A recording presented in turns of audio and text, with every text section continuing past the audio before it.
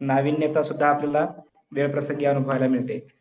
मग हीच नाविन्यता आपल्याला परामर्श देऊन जाते की आपल्याला काय शिकायचंय, परिवर्तन काय करायचंय आणि घडलेलं परिवर्तन कुठल्या अनुषंगाने आपल्याला महत्वपूर्ण आहे हे सुद्धा त्यातून शिकायला एक प्रेरणा मिळत असते. म्हणजे मागे काय घडलंय, त्यातून आपण काय शिकलो आणि आता भविष्याची वाटचाल आपल्याला कशी करता येईल हा आदर्श त्यातून घ्यावायचा असतो.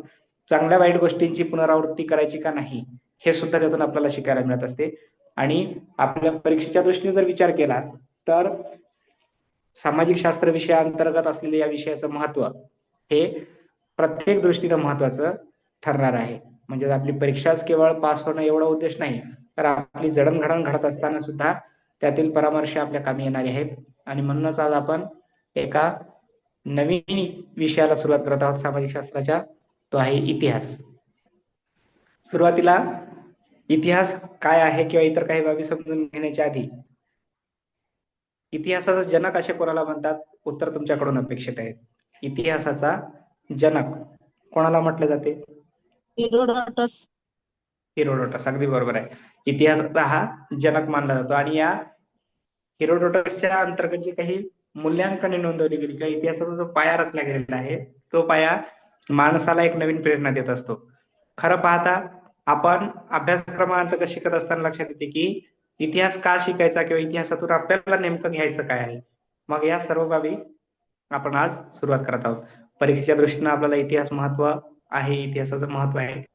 आणि या इतिहासाच्या अंतर्गत ज्या काही प्रश्नपत्रिकांचं स्वरूप आहे ते सुरुवातीला आपण ओझरत घेऊयात.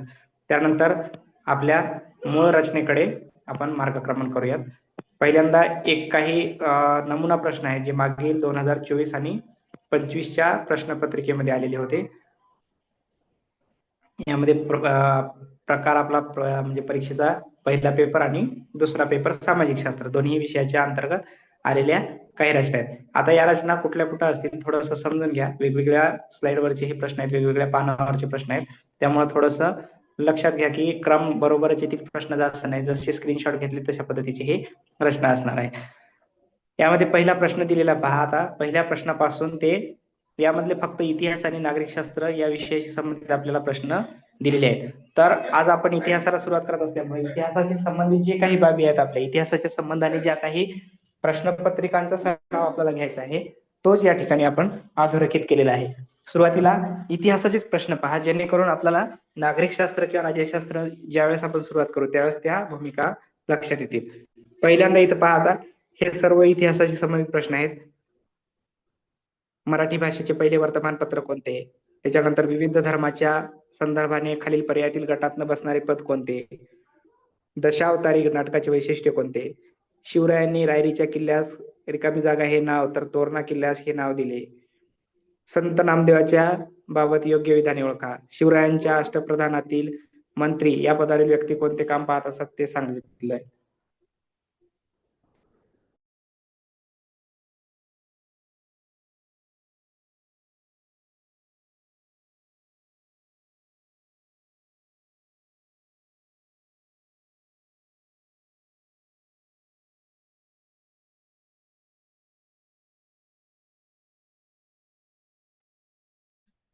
तर या सर्व अशा काही ज्या रचना आहेत प्रश्नांच्या त्या प्रश्नांच्या रचना आपल्याला या अभ्यासाअंतर्गत शिकायचे आहेत. म्हणजे आपल्याला नेमकं आता वेळ कमी आहे आणि भाराभर पुस्तकं वाचण्यापेक्षा त्यातून आपल्याला नेमकं महत्वाचं काय आहे आणि कुठल्या पुस्तकातून आपल्याला हे शिकायचं आहे ते सुद्धा या ठिकाणी आपण समजून घेणार आहोत.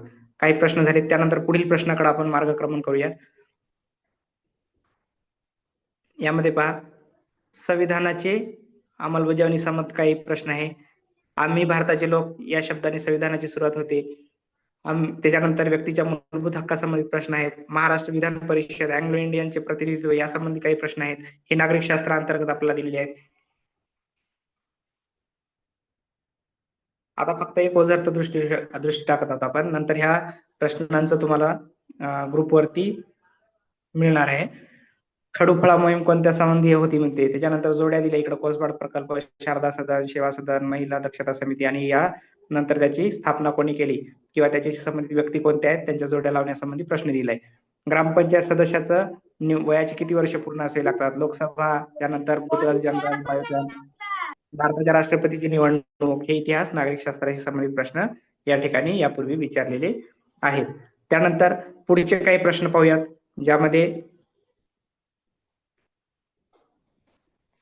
आझाद हिंद सेनेची स्थापना, प्लासीच्या लढाईचं वर्णन, विटाळ विध्वंसन हे पुस्तक कोण लिहिलं, त्यानंतर चुकीची जोडी ओळखा म्हणून काही प्रश्न दिले, नागालँड, मिझोरम, आसाम, अरुणाचल प्रदेश आणि त्याचे संबंधित काही व्यक्ती, शत्रूचे रणगाडे नष्ट करणारे फायर ब्रिगेड कोणत्या स्वरूपाचं क्षेपणास्त्र होतं, त्यानंतर दिला 7वा पंचवार्षिक योजनेचा कार्यक्रम, इतिहास लेखन पद्धतीचं वैशिष्ट्य, त्यानंतर गटात न बसणारे शहर ओळखा म्हणून दिलंय, जंतर मंतरची जोडी जयपूर सोबत रावली, तसंच राणी की बावची जोडी कोणासोबत येईल, असे काही प्रश्न या ठिकाणी आपल्याला यापूर्वी विचारण्यात आलेले आहेत 2024 आणि 25 मध्ये. त्यानंतर इथं पहा, ब्रह्मगिरी, सोपारा, गिरनार हे कोणत्या गोष्टीसाठी प्रसिद्ध आहेत. त्याच्यानंतर मुघलकालीन चित्रकलेचा उगम, काही संशोधकांनी त्यांनी लावलेले शोध यांच्या जोड्या दिलेल्या आहेत. कामगार नेतेचं जे काही कामगार संघटना झाल्या होत्या त्यांच्या बाबत माहिती दिलेली आहे. बहिर्जी नाईक हेर खात्याचा प्रमुख प्रतापराव गुजर कोण होता तो दिलेला आहे. आज इथे एक आकृती दिलेली आहे, बौद्ध चिन्ह कोणत्या संघटनेचं आहे म्हणून प्रश्न विचारला. त्या दिवशी मी तुम्हाला सांगितलं होतं की NMS परीक्षेच्या प्रश्नपत्रिकांमध्ये काही चित्र स्वरूपावर आधारित माहिती असू शकते, जसं एखाद्या समाज सुधारकाचा फोटो असेल, राष्ट्रीय चिन्ह असेल, काही असेल संघटनेचं. हे बघा इथं या TETच्या मध्ये सुद्धा त्यांनी हे प्रश्न त्या स्वरूपामध्ये विचारलेला आहे. म्हणजे परीक्षेमध्ये 8वी 9वीला जसं प्रश्न विचारले जातात स्कॉलरशिप NMS मध्ये, तशा पद्धतीचे काही प्रश्न यामध्ये सुद्धा समाविष्ट केलेले आहेत. हे त्या दिवशी उदाहरण दिलं होतं. त्यानंतर कोसल, वत्स, अवंती हे जे काही समजा राज्य होती, ज्याला महाजनपद म्हणतो, त्यांच्या राजधान्यांच्या जोड्याला या संबंधित प्रश्न दिला. लीळा चरित्र ग्रंथाचा एक प्रश्न दिलेला आहे. मग असे अनेक प्रश्न आपल्याला या परीक्षेत पाहायला मिळतात. हे सर्व प्रश्न इतिहास विषयाच्या अनुषंगाने आपल्याला देण्यात आलेले आहेत. म्हणजे इतिहास त्याचबरोबर नागरिकशास्त्र विषयाअंतर्गत काही प्रश्न आहेत. जसं आपल्याला आता राज्यशास्त्र हा विषय इयत्ता 5वी 6वी 7वीच्या दरम्यान नाही, त्यामुळे नागरिकशास्त्राअंतर्गत सर्व शिकत असतो आपण. इंदोर, नागपूर, ग्वाल्हेर इकडे त्याचे जी काही भोसले, गायकवाड, होळकर अशी म्हणजे मातब्दार घराणी होती त्यांच्या जोड्या दिलेल्या आहेत. त्याच्यानंतर दिलेला आहे राज्य शासनाशी संबंधित नागरिकांना कायदेशीर अधिकार, राज्य शासन, विधानसभा, स्थानिक सभा. त्याच्यानंतर जिल्हाधिकाऱ्याचे कार्य, मतदारसंघ निर्माण करण्याचे काम, गटात न बसणारे हे काही शब्द दिले आहेत, जर्मनी, इटली, स्पेन, अमेरिका. आता त्याच्यानंतर हे एका व ग्लासनोथ हे धोरण कोणी मांडलं, हे इतिहासाचं 8वी 9वी 10वीच्या इतिहासामधले ह्या प्रश्नपत्रिका आहेत. कारण 9वी 10वीला 9वीच्या याच्यामध्ये रशियन राज्यक्रांती वगैरे काहीतरी त्यांनी आधुनिक इतिहास दिलेला आहे. त्यामध्ये ह्या सगळ्या बाबी आपल्याला समजून घेणे आवश्यक आहे. पुढची स्लाइड पाहूया. याच्यामध्ये पहा, इतिहास संशोधनाची हडप्पा संस्कृतीची एकीकडे ठिकाणं दिलेली आहेत, त्याच्या उत्खननाच्या आता ते कुठं आहेत ठिकाणं ते दिलेले आहेत. परत इथं खाली एक प्रश्न दिलाय पहा, कशाचं बोधचिन्ह आहे, आकृती दिलेली आहे. त्यानंतर 1857च्या उठावाशी संबंधित योग्य कालानुक्रम लावण्याबाबत सांगितलेलं आहे. असे काही प्रश्न पुढे दिलेले आहेत आणखी, ते सुद्धा पाहूयात.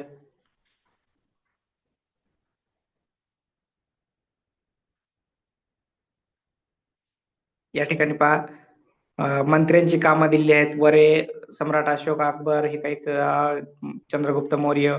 इतिहास काळातील प्रसिद्ध व्यक्ती दिली आहे, त्याची साखळी ओळखा, अचूक साखळी ओळखा म्हणून सांगितलेलं आहे. हडप्पा संस्कृतीच्या उत्खननात आढळणाऱ्या मुद्रांचा कशाचा वापर केला होता तसे प्रश्न आहेत. त्यानंतर दत्ताजी व जनकोजी शिंदे यांना उत्तरेत पाठवण्यात आले, का पाठवण्यात आले.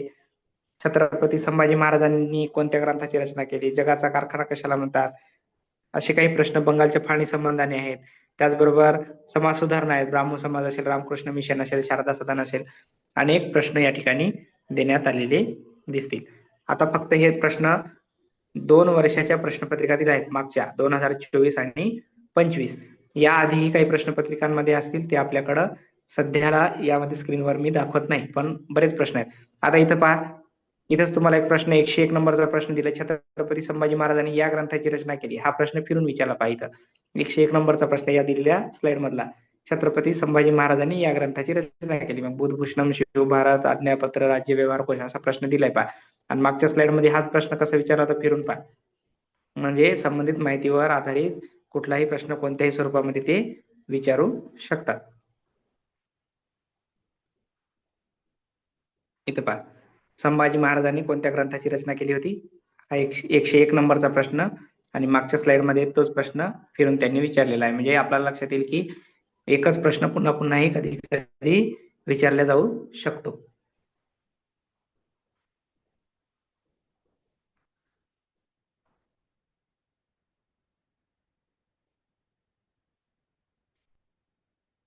यानंतर थोडे प्रश्न राहिले. इथं स्वदेशी बनावटीचा जो क्रम आहे, स्वदेशी बनावटी संगणक वगैरे 1857च्या उठाव पद्धतीनंतर, त्याच्यानंतर इतिहासकाराची मतं, रियासतकार, नृत्यासंबंधी प्रश्न आहेत. कुचिपुडी, भरतनाट्यम, लावणी, मोहिनी, यक्षगान, मोहिनीअट्टम असे काही प्रश्न आहेत. त्यानंतर महायुद्धासंबंधी खाली प्रश्न दिलेला आहे 111 नंबरचा, की पहिलं महायुद्ध 1914 ते 18 दरम्यान झालं होतं, त्या संबंधाने सुद्धा काही आपल्याला क्रमरचना विचारलेल्या दिसून येतात. म्हणजे प्रत्येक विषयाला एक आगळं वेगळं त्यांनी काय केलं, प्रश्नांची निर्मिती करताना क्रम साधलेला आहे. म्हणजे कुठं कारण विचारलं तर कुठं क्रम विचारला तर कुठं जोड्या विचारल्या. आणि त्याच पद्धतीने तुम्हाला मी अगदी सांगितलं होतं की एकीकडं इतिहासकार देऊ शकतात, एकीकडे साहित्यिक देऊ शकतात, एकीकडे त्यांचे साहित्य, एकीकडे वर्तमान पत्रकार देतील किंवा त्यांचे वृत्तपत्र, यांच्या जोड्या लावा. असे सुद्धा काही प्रश्न आपल्याला विचारले जाऊ शकतात. आता हे संविधानाशी संबंधित प्रश्न आहेत काही, आणि संविधानाच्या अंतर्गत म्हणजेच राज्यशास्त्र, आपल्या स्थानिक ज्या काही अभ्यासक्रम आहे त्यानुसार आपण पाहिलं तर हे आहेत आपल्या नागरिक शास्त्राशी संबंधित प्रश्न. असो, आज आपण मुख्य एका इतिहास विषयाला सुरुवात करत आहोत. सुरुवातीला इतिहास म्हणजे काय पाहिलं, इतिहासाची रचना कोणी केली, इतिहासात ज्यांना कोणाला म्हणतो ते पाहिलं. इतिहास म्हणजे काय सांगा, कोणाला सांगता येईल इतिहास म्हणजे काय? इतिहासाची व्याख्या काय करता येईल? पुरातन काळात घडून गेलेल्या घटनांचा क्रम. करून घेणारे इतिहास. बर, समास हा अंतर्गत आपण शिकलो होतो इति अधिक हास. इति अधिक हास असा फोड करून सांगितले होतं मराठी विषयाअंतर्गत. समास शिकत असताना इति अधिक हास काय सांगितलं त्यावेळेस आठवते का कोणाला? इति अधिक हास म्हणजेच इतिहास, अशी एक फोड करून सांगितली ती संधी प्रकारांतर्गत. स्वर संधी,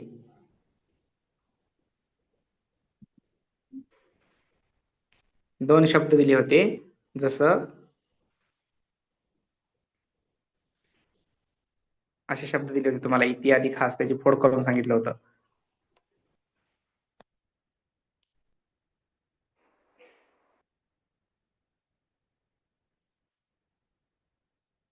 असं काहीतरी समजा पूर्ण तुम्हाला सांगितलं होतं.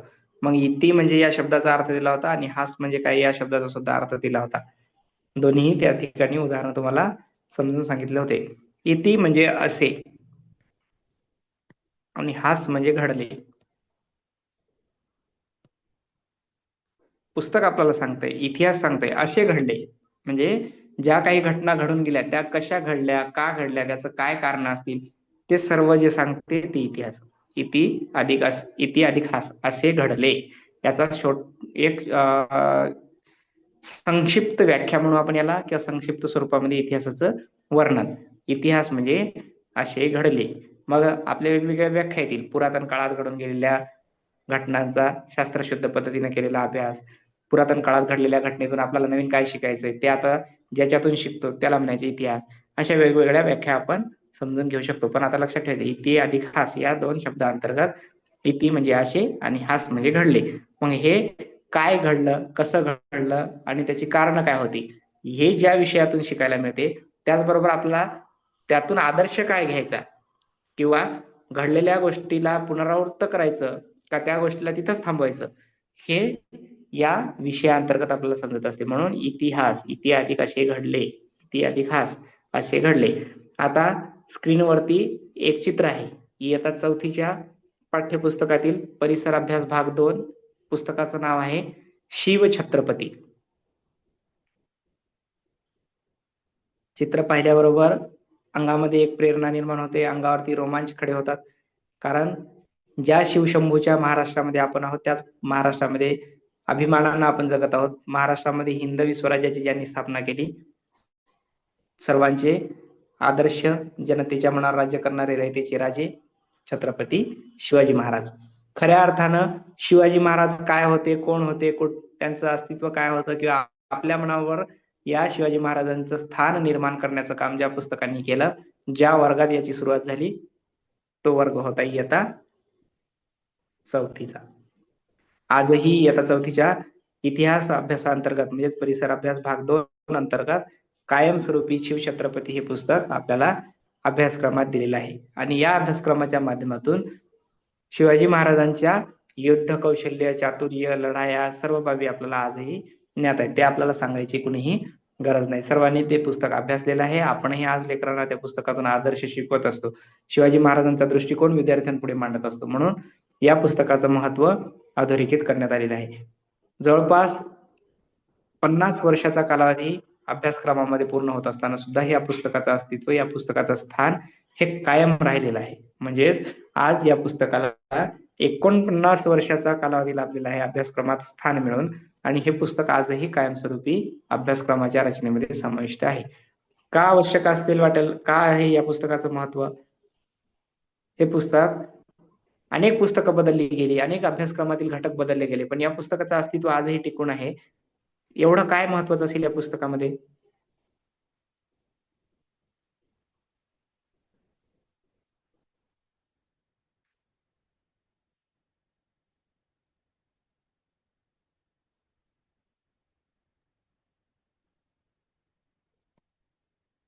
तुम्हाला सर्वच काहीतरी भाग प्रश्न? महत्वाचे आहेत.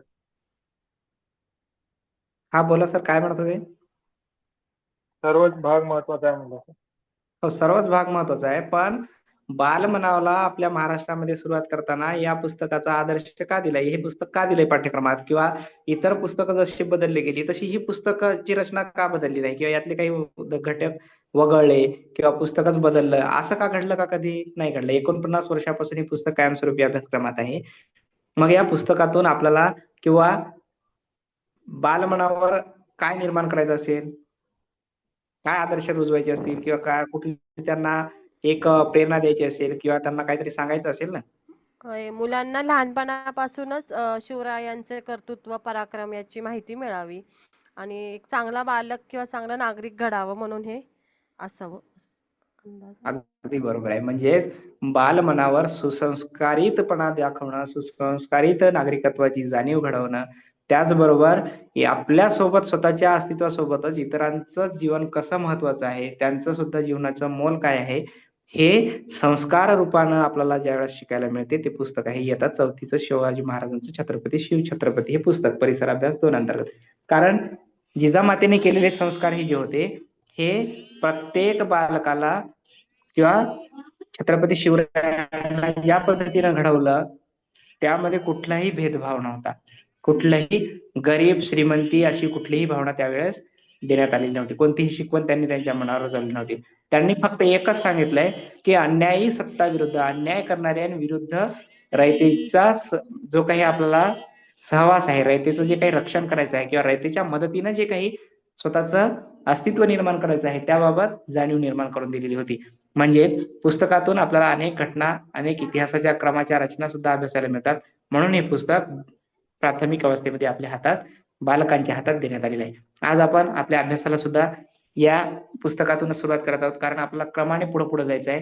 इयत्ता 4थी, 5वी, 6वी, 7वी, 8वी या चारही 5ही वर्गांचा अभ्यास करत असताना इतिहासाच्या संरचना काय आहेत, इतिहासाचे आपल्या परीक्षेच्या दृष्टीने महत्व काय आहे हे आपल्याला शिकत जायचं आहे. म्हणजेच लक्षात घ्या, दिलेलं पाठ्यपुस्तक कुठलंही असो, एखाद्या त्या पुस्तकावरती रचना काय आहे किंवा त्या पुस्तकाचं महत्व काय आहे ते निश्चित रूपानं परीक्षा परिषदेनं तयार करताना काहीतरी उद्दिष्ट डोळ्यासमोर ठेवले आहेत.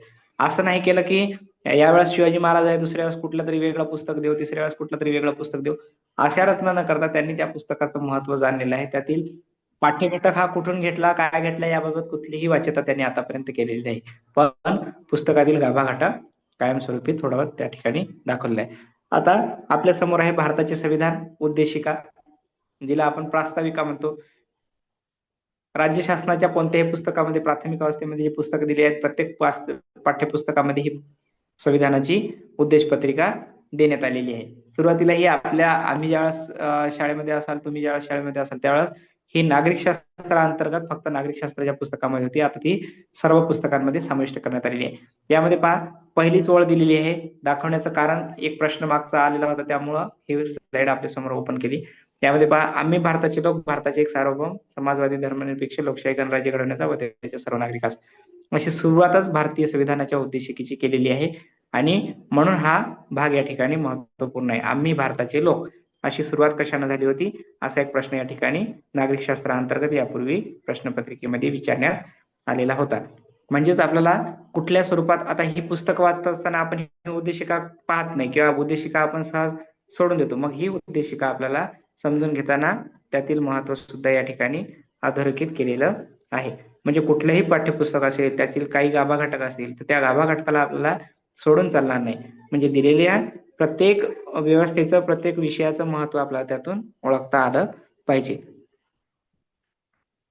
हे पाहिजे तर 118 नंबरचा प्रश्न जशाला तसा दिलेला आहे. 118 नंबरचा प्रश्न या ठिकाणी अधोरेखित केलाय की आम्ही भारताचे लोक या शब्दांनी संविधानाची सुरुवात होते. कशाची सुरुवात होते? उद्देशिकेची. इथं जशाला तसे प्रश्न अधोरेखित केलेले आहेत. फक्त पाहताना कुठल्या घटका आपण अभ्यासत आहोत आणि त्याच्याशी संबंधित माहिती काय आहे हे सुद्धा आपल्याला पडताळून पाहता आलं पाहिजे. आणि हे पडताळून पाहण्यासाठी महत्वाचं काय आहे, मागच्या झालेल्या प्रश्नपत्रिका. सगळ्यात मोठा गुरुकिल्ली जी असते कुठल्याही परीक्षेची, सर्वात महत्वाची गुरुकिल्ली जी असते ती असते त्या परीक्षेच्या संदर्भाने झालेल्या मागील काही प्रश्नपत्रिका. म्हणजेच आपल्याला अभ्यासायचं काय आहे आणि कुठल्या घटकाला किती महत्व आहे हे ओळखण्यासाठी या प्रश्नपत्रिका सगळ्यात मोठा गुरु असतात. इथं ऑनलाईन प्लॅटफॉर्मवर आम्ही शिकवतोय, तुम्ही घरी बसून पुस्तक वाचताय, त्यातून काहीतरी शिकताय, या सर्व बाबीनंतर पण सर्वात महत्वाचं म्हणजे तुमच्याकडे असणारे PYQ, ज्याला आपण प्रिव्हियस इयर क्वेश्चन म्हणतो. मग या सर्व प्रश्नपत्रिकांचे तुमच्याकडे जर संदर्भ असतील किंवा तुमच्याकडे त्या प्रश्नपत्रिका नजरेखालून गेलेल्या असतील, तुम्हाला शोधावं लागेल कुठून मिळतील, कशा मिळतील, काय मिळतील. थोडंफार तुम्हाला त्यासाठी प्रयत्न करणे भाग पडणार आहे. म्हणून या ठिकाणी प्रत्येक घटकाला न्याय देण्याच्या आधी, सुरुवात करण्याच्या आधी या सर्व बाबी समजून घ्या. चला आपण आता विषयाकडे वळूयात. पाहिल्यानंतर लक्षात येईल शिवाजी महाराज हे केवळ महाराष्ट्राचेच नव्हते, ते साऱ्या राष्ट्राचे होते. त्यांनी थोर तत्ववेत्यांच्या शिकवणुकीतून स्फूर्ती घेतली होती. वैयक्तिक महत्वाकांक्षेतून किंवा स्वतःसाठी राज्य स्थापन करण्याची त्यांची इच्छा नव्हती. तत्कालीन राज्य पद्धतीच्या, इथं तुम्हाला पुस्तकात का दिलंय म्हटलं, मी सुरुवातीला सांगितलंय इथं जे पुस्तक दिलंय त्याचं महत्व या ठिकाणी अधोरेखित केलंय. केवळ स्वतःसाठी राज्य स्थापन करण्याची त्यांची इच्छा नव्हती, तर तत्कालीन राज्य पद्धतीच्या गुणावगुणांचा त्यांनी अभ्यास केला होता आणि त्यातून आपले विशिष्ट धोरण आणि राज्य व्यवस्था यांची आखणी केली होती. महाराज स्वतःला धर्मनिष्ठ हिंदू होते, तसेच इतर धर्माविषयी त्यांची भावना सहिष्णुतेची होती. इतर धर्मियांच्या पूज्य स्थानांसाठी त्यांनी इनामे दिली. शिवाजी महाराज हे केवळ थोर सेनानी होते. स्वतंत्र रक्षणासाठी आरमाराची आवश्यकता आणि महत्व त्यांना पटले होते. इंग्रज आणि डच यांच्या आक्रमणापासून संरक्षण करण्यासाठी त्यांनी प्रबळ आरमार उभारले होते. इंग्रज आणि डच यांचं समुद्रमार्गे होणारं आक्रमण थांबवण्यासाठी त्यांना आरमार उभारलं होतं. म्हणून भारतीय आरमारांचे जनक असे सुद्धा शिवरायांना म्हटले जाते. प्रतापगड किल्ल्यांच्या बांधणीत त्यांची युद्धशास्त्रातील निपुणता दिसून येते. शिवाजी महाराजांचे आपल्या देशावर फार प्रेम होते आणि मानवी सद्गुणांचे तर ते साक्षात प्रतीत होते. हे पहा, हा शब्द महत्वाचा आहे, मानवी सद्गुणांचे. म्हणून ही जी काही आता प्रश्न कसा निर्माण होते यावरती, तर ही रचना कोणी केली किंवा शिवाजी महाराजांविषयी, शिवाजी महाराज केवळ महाराष्ट्राचेच होते, महाराष्ट्राचेच नव्हते तर ते साऱ्या राष्ट्राचे होते, अशी रचना कोणी केली, तर त्याचं उत्तर या ठिकाणी आहे पंडित जवाहरलाल नेहरू. हा प्रश्न या ठिकाणी अधोरेखित केला जाऊ शकतो. यानंतर पुढील स्लाइड कडे येऊया. आपण आता जे छत्रपती शिवाजी महाराज पाहतो किंवा छत्रपती शिवाजी महाराजांचं आपण कल्पना केली की डोळ्यासमोर रूप येते. घोडा आहे, दाढी आहे, तलवार हातात आहे किंवा इतर काही बाबी, या सर्व बाबींचं मूळ चित्र, आता हे चित्र आहे पहा, प्रत्यक्ष चित्र ज्या चित्रकाराने काढले त्या चित्रकाराचं नाव आहे मीर मोहम्मद. चित्रकाराचं नाव आहे मीर मोहम्मद. या शिवकालीन चित्रकाराने काढलेले शिवाजी महाराजांचे हे चित्र आहे. आता हे मूळ चित्र पॅरिस येथील संग्रहालयात ठेवण्यात आलेलं आहे. पॅरिस मध्ये आहे मूळ चित्र. आता आपल्या देशाकडे हे चित्र नाही, पॅरिस येथल्या संग्रहालयामध्ये संग्रही म्हणून हे चित्र ठेवलेलं आहे आणि हे चित्र, मूळ चित्र मीर मोहम्मद या चित्रकाराने काढलेलं आहे. पहा, यामध्ये सुद्धा शिवाजी महाराज घोड्यावर बसलेले आहेत, हातात तलवार आहे, युद्धजन्य स्थिती दाखवली, सैनिक सोबत आहेत. आरामशीर एखादा राजा राज्य करताना खुर्चीवर बसलेला आहे असं त्या चित्रकारानं वर्णन केलेलं नाही. त्यांच्या संघर्षाची गाथा या मीर मोहम्मद यांनी या चित्रातून अभिव्यक्त केलेली आहे. म्हणजे केवळ विलासमय जीवन न दाखवता संघर्ष काय असतो, रयतेप्रती जागरूकता काय असते किंवा आपल्या राज्याच्या रक्षणासाठी कोणती भूमिका केव्हा घ्यायची, हे या चित्रातून आपल्याला स्पष्ट होते. मूळ चित्र पॅरिसमध्ये आहे आणि मीर मोहम्मद यांनी ते काढलेलं आहे. या संदर्भाने काही बाबी लक्षात ठेवण्यासारख्या आहेत.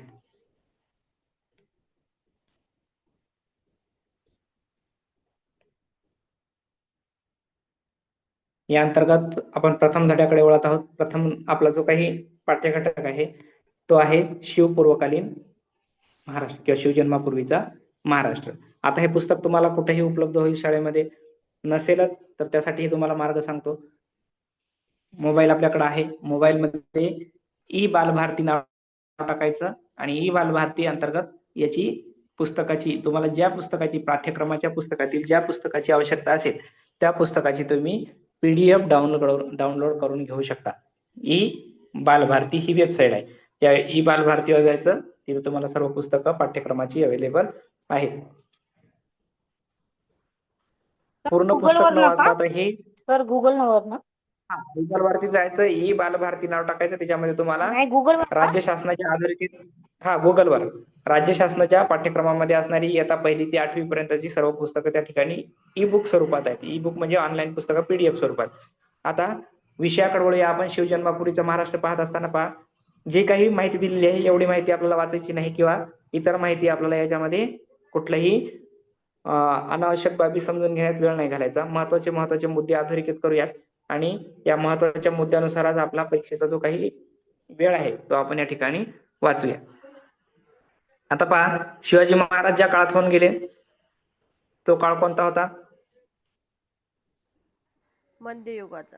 मध्ययुगाचा. बोलत चला, बोलण्यातून आपल्याला आता सर्वांच्या संकल्पना क्लिअर असल्या पाहिजेत. सर्वांना ते प्रश्न कसे निर्माण झाले हे कळलं पाहिजे आणि पाठ्यघटकामध्ये कुठे कुठे कसे प्रश्न तयार केले आहेत ते सुद्धा तुमच्या समोर असेल.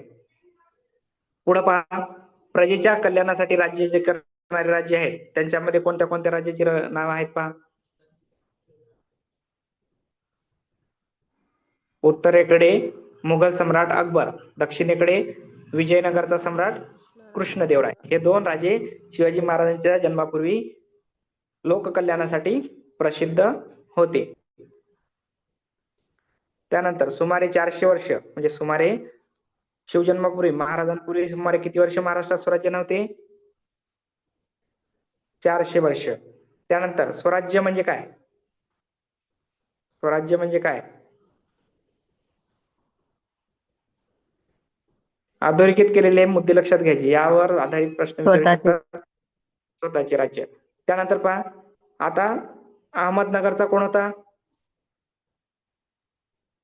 निजामशहा. विजापूरचा आदिलशहा. या जोड्या लावणा स्वरूपामध्ये तुम्हाला प्रश्न येत असतात. मग आता यांच्या हे काय होते? राजे चैनविलासी होते. त्यांनी रयतेच्या सुखाची त्यांना पर्वा नव्हती. त्यांनी उत्सव करणे, पूजा करणे धोक्याचे आहे असं लोकांना सांगितलं. रयतेला पोटभर अन्न मिळत नव्हतं, राहायला सुरक्षित निवारा नव्हता, सगळीकडे अन्याय माजला होता. महाराष्ट्रात ठिकठिकाणी पहा, आता इथं प्रश्न निर्माण होतो, महाराष्ट्रात ठिकठिकाणी देशमुख, देशपांडे इत्यादी वतनदार होते, पण त्यांचे रयतेकडे लक्ष नव्हते. देशावर त्यांचे प्रेम नव्हते. प्रेम होते फक्त त्यांचे कशावर? वतनावर, जहागिरीवर. वतनासाठी ते एकमेकांशी भांडत असत. आता या सगळ्या प्रकारामुळे काय झालं? सगळीकडे अंधाधुंदी माजली होती. शिवरायांनी हे सगळं काही पाहिलं. रयतेला सुखी करण्यासाठी, आता पहा इथं प्रश्न निर्मिती आहे, रयतेला सुखी करण्यासाठी स्वराज्य स्थापनेचे पवित्र कार्य त्यांनी हाती घेतले. स्वराज्य स्थापन करण्यामागचा उद्देश काय किंवा शिवाजी महाराजांनी स्वराज्य स्थापन करण्याचे कार्य हाती का घेतले असा प्रश्न जर आला तर प्रश्नाचं उत्तर काय अपेक्षित असेल? रयतेला सुखी करण्यासाठी स्वराज्य स्थापनेचे पवित्र कार्य छत्रपती शिवाजी महाराजांनी हाती घेतले. भांडखोर वतनदारांना त्यांनी वटणीवर आणले, स्वराज्याच्या कामी त्यांचा उपयोग करून घेतला. रयतेवर अन्याय करणाऱ्या सत्तांशी शिवाजी महाराजांनी झुंज दिली, जुलमी राजवटीचा पराभव केला, न्यायाचे हिंदवी स्वराज्य स्थापन केले. हे स्वराज्य सर्व जाती धर्माच्या लोकांचे होते. स्वराज्यात कोणताही भेदभाव नव्हता. शिवाजी महाराजांनी स्वराज्यात हिंदू, मुसलमान असा कोणताच भेदभाव केला नाही. सर्व धर्मातील साधू संतांचा त्यांनी सन्मान केला. अशी ही महाराजांची थोर कामगिरी पाहिली की आपल्याला प्रेरणा मिळते. पहा, या जे मी तुम्हाला सांगितले की हा पाठ्यपुस्तकामध्ये या विषयाचा समावेश का दिलाय, तर या सर्व प्रकारामध्ये ही त्याची उत्तरं दडलेली आहे. शिवाजी महाराजांनी सुमारे 300-400 वर्ष महाराष्ट्रामध्ये अनेक संत होऊन गेले. त्यांनी केलेल्या कामगिरीचा शिवाजी महाराजांना स्वराज्य स्थापनेच्या कामी उपयोग झाला. संतांची कामगिरी जी काही आहे त्याचा सुद्धा शिवाजी महाराजांनी काय केला, स्वराज्य स्थापनेच्या कामी उपयोग करून घेतलेला आहे. आता पहिला जो पाठ्यघटक होता, पहिला धडा, या ठिकाणी त्याचं महत्व पूर्ण झालं. प्रश्न निर्माण झाले. पहिला प्रश्न आपला निर्माण झाला होता, शिवाजी महाराज ज्या काळात होऊन गेले तो काळ कोणत्या युगाचा होता? मध्ययुगात. मध्ययुगाचा. प्रजेच्या कल्याणासाठी प्रसिद्ध राजे कोणते कोणते होती? उत्तरेकडे अकबर आणि कृष्णदेवराय. दक्षिणेकडे अकबर विजयनगरचा उत्तरेकडे. सम्राट कृष्णदेवराय. त्यानंतर अहमदनगरचा कोण होता शासक? निजामशाह. निजामशाह. विजापूरचा आदिलशाह. आदिलशाह. वतनदार कशासाठी भांडण करत होते? सत्तेसाठी जहागिरीसाठी. सत्तेसाठी किंवा जहागिरीसाठी. कोणकोणते वतनदार होते या ठिकाणी? देशमुख, देशपांडे. देशमुख, देशपांडे. त्यानंतर शिवाजी महाराजांनी कोणते पवित्र कार्य केले? हाती घेतली. रयतेला सुखी करण्यासाठी स्वराज्य स्थापनेचे पवित्र कार्य त्यांनी हाती घेतले. त्यानंतर पुढचा प्रश्न आहे, स्वराज्य म्हणजे स्वतःचे राज्य. स्वराज्य म्हणजे काय? स्वराज्य म्हणजे स्वतःचे स्वतःचे असे काही प्रश्न या ठिकाणी निर्माण झालेत. शिवाजी महाराजांनी संतांच्या कामगिरीचा उपयोग कशासाठी केला? स्वराज्याच्या स्वराज्य स्थापनेच्या कामी त्यांनी उपयोग करून घेतला. सोपे साधे प्रश्न आहेत. इतिहास हा शिवाजी महाराजांचा असेल किंवा इतर काही आपल्याला याच पद्धतीने पूर्ण करायचं आहे. आपल्याला आवश्यक प्रश्न रचना ज्या असतील त्या ठिकाणी क्लिअर होतील आणि समजून घेणं सोपं जाईल. म्हणजेच काय होईल, विषयाचा मोठा आवाका न पाहता आपल्याला पुढं मार्गक्रमण करता येईल, कारण सर्व विषयांना न्याय द्यायचा आहे. पुढचं जे काय आहे संतांची कामगिरी, यातील सर्व पाठ्यघटक महत्वाचे आहेत. कुठल्याही पाठ्यघटकावर इथं कारण का घेतोय तर इयत्ता 7वी आणि इयत्ता 4थी दोन्ही वर्गांना इतिहासाअंतर्गत शिवछत्रपतींची कामगिरी, त्याचनंतर पेशवाई आणि नंतर इतर राजे महाराजांची कामगिरी दिलेली आहे. त्यामुळे दोन्ही विषयांचा समतोल साधता यावा या दृष्टीने हे आपल्या समोर काही रचना आहेत.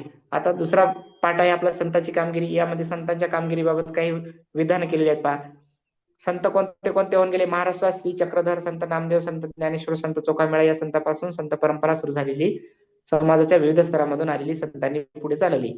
या संत मंडळीमध्ये संत गोरोबा, संत सावता, संत नरहरी, संत एकनाथ, संत शेख मोहम्मद, संत तुकाराम, संत निळोबा इत्यादी संतांचा अंतर्भाव होतो. त्याचप्रमाणे संत जनाबाई, संत सोयराबाई, संत निर्मळाबाई, संत मुक्ताबाई, संत कानोपात्रा आणि संत बहिणाबाई शिवरकर यांचाही अंतर्भाव होतो.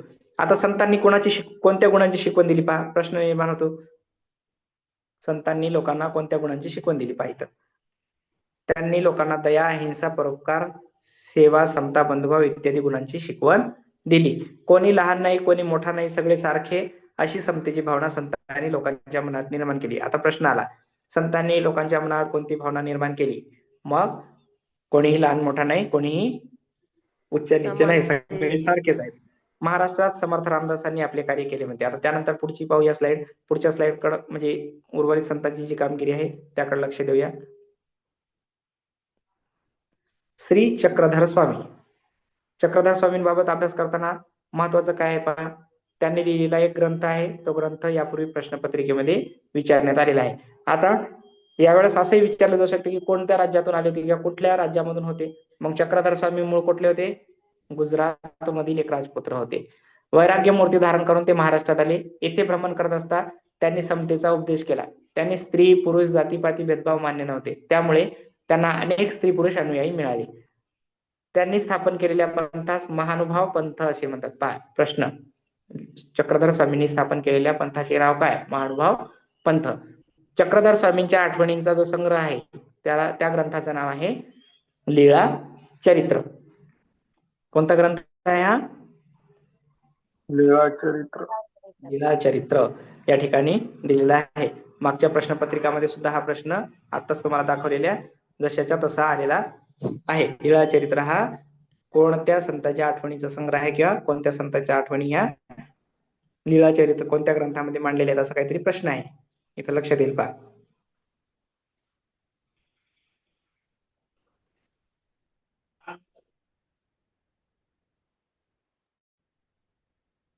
म्हणजे संतांची कामगिरी पाहत असताना वेगवेगळ्या संतांनी आपल्याला काय काय शिकवून दिली किंवा त्यांनी कुठल्या रचना आपल्या पुढे मांडलेल्या आहेत त्या सुद्धा. चौथीच्या पुस्तकातलंच आहे का? हा, चौथीच्या पुस्तकातलं आपण सुरुवात करत आहोत. चौथीच पुस्तक आहे.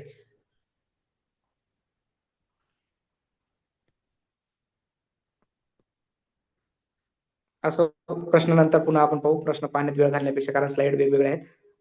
यानंतर लक्षात घ्या, इथं कोणत्या राज्यातून आले होते चक्रधर स्वामी? गुजरात. गुजरातमधून. त्यांनी स्थापन केलेल्या पंथाचं नाव काय होतं? महानुभाव पंथ. आणि ग्रंथ कोणता होता? देवाचे लीळाचार्य. या चरित्र ग्रंथाच्या बाबतीत महत्वाचं काय, तर हा श्री चक्रधर स्वामींच्या आठवणींचा संग्रह आहे. त्यांचे आठवणी त्यामध्ये दिलेल्या आहेत. आता यानंतर आहेत संत नामदेव. संत नामदेव विठ्ठलाचे निश्चिम भक्त होते. कोण? आता पहा, प्रश्न निर्माण होतो, संत नामदेव कोणाचे निश्चिम भक्त होते? पहिलाच प्रश्न, पहिल्याच ओळी. संत नामदेव हे कोणाचे निश्चिम भक्त होते? विठ्ठलाचे. विठ्ठलाचे. कोणत्या गावाचे राहणारे होते? नरसी. नरशी. त्यांनी अनेक अभंग रचले, कीर्तने केली व जनतेत काय केलं? जागृती केली. म्हणजे कशी जागृती केली त्यांनी? की भेदभाव मानू नका. जसं संतांनी सगळे एकच काम केलंय, स्त्री पुरुष समानता, भेदभाव अमान्य, या प्रकारची कामगिरी त्यांनी केलेली आहे. मग इथं पहा, जागृती निर्माण केली. त्यांनी भागवत धर्माच्या प्रसारासाठी महाराष्ट्रभर संचार केला. त्यांनी लोकांना भक्तीची शिकवण दिली. पहा, संत नामदेवांनी कोणाची शिकवण, कशाची शिकवण दिली लोकांना? भक्तीची.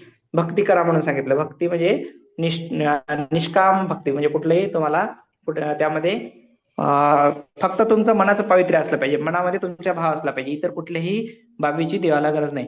धर्मरक्षणाचा व भक्ती मार्गाचा खंबीर निर्धार लोकांच्या मनात निर्माण केला.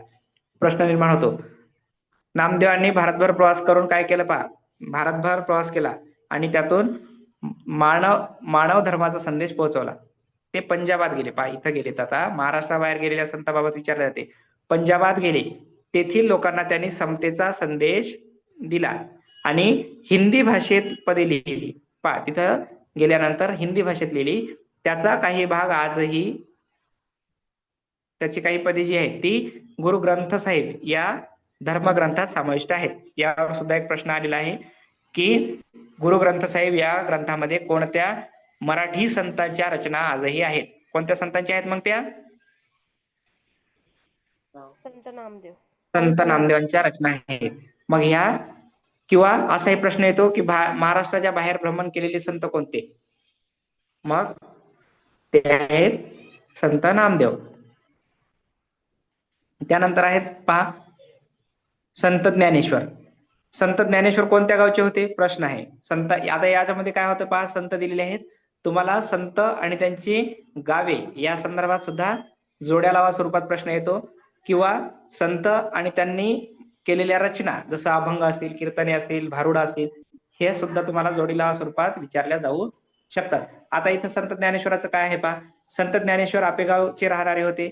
निवृत्तीनाथ व सोपानदेव हे त्यांचे बंधू, मुक्ताबाई ही त्यांची बहीण. त्यावेळेच्या कर्मठ लोक या मुलांना संन्याशाची मुली म्हणून नाव ठेवत. कारण असे की त्यांच्या आई वडिलांनी संन्यास घेतलेला होता, घर सोडले होते, पण पुढे गुरुच्या आज्ञेवरून ते परत घरी आले आणि संसार करू लागले. पुढे त्यांना 4 मुली झाली. हे त्या वेळेच्या कर्मठ लोकांना मान्य नव्हते. लोकांनी त्यांना वाळीत टाकले, परंतु या मुलांचा छळ करत होते. आता लोकांनी त्यांना वाळीत टाकलं आणि हे लोक काय करू लागले? हा 4ही भावंडांचा छळ करू लागले.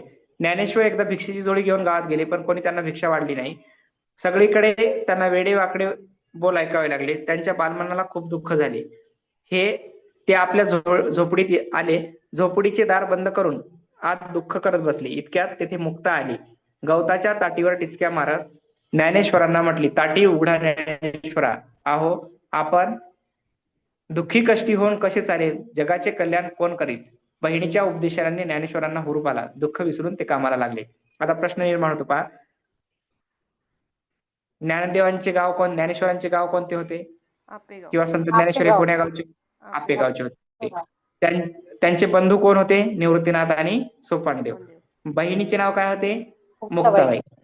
त्यानंतर पुढे एक प्रश्न निर्माण होतो, ताटी उघडा ज्ञानेश्वरा असे कोणी उपदेश केला? कोणी उपदेश केला? बहिणीने, मुक्ताबाईने. बहिणीने ताटी उघडा, काय होतं बहिणीचं नाव? मुक्ताबाई. मुक्ताबाई.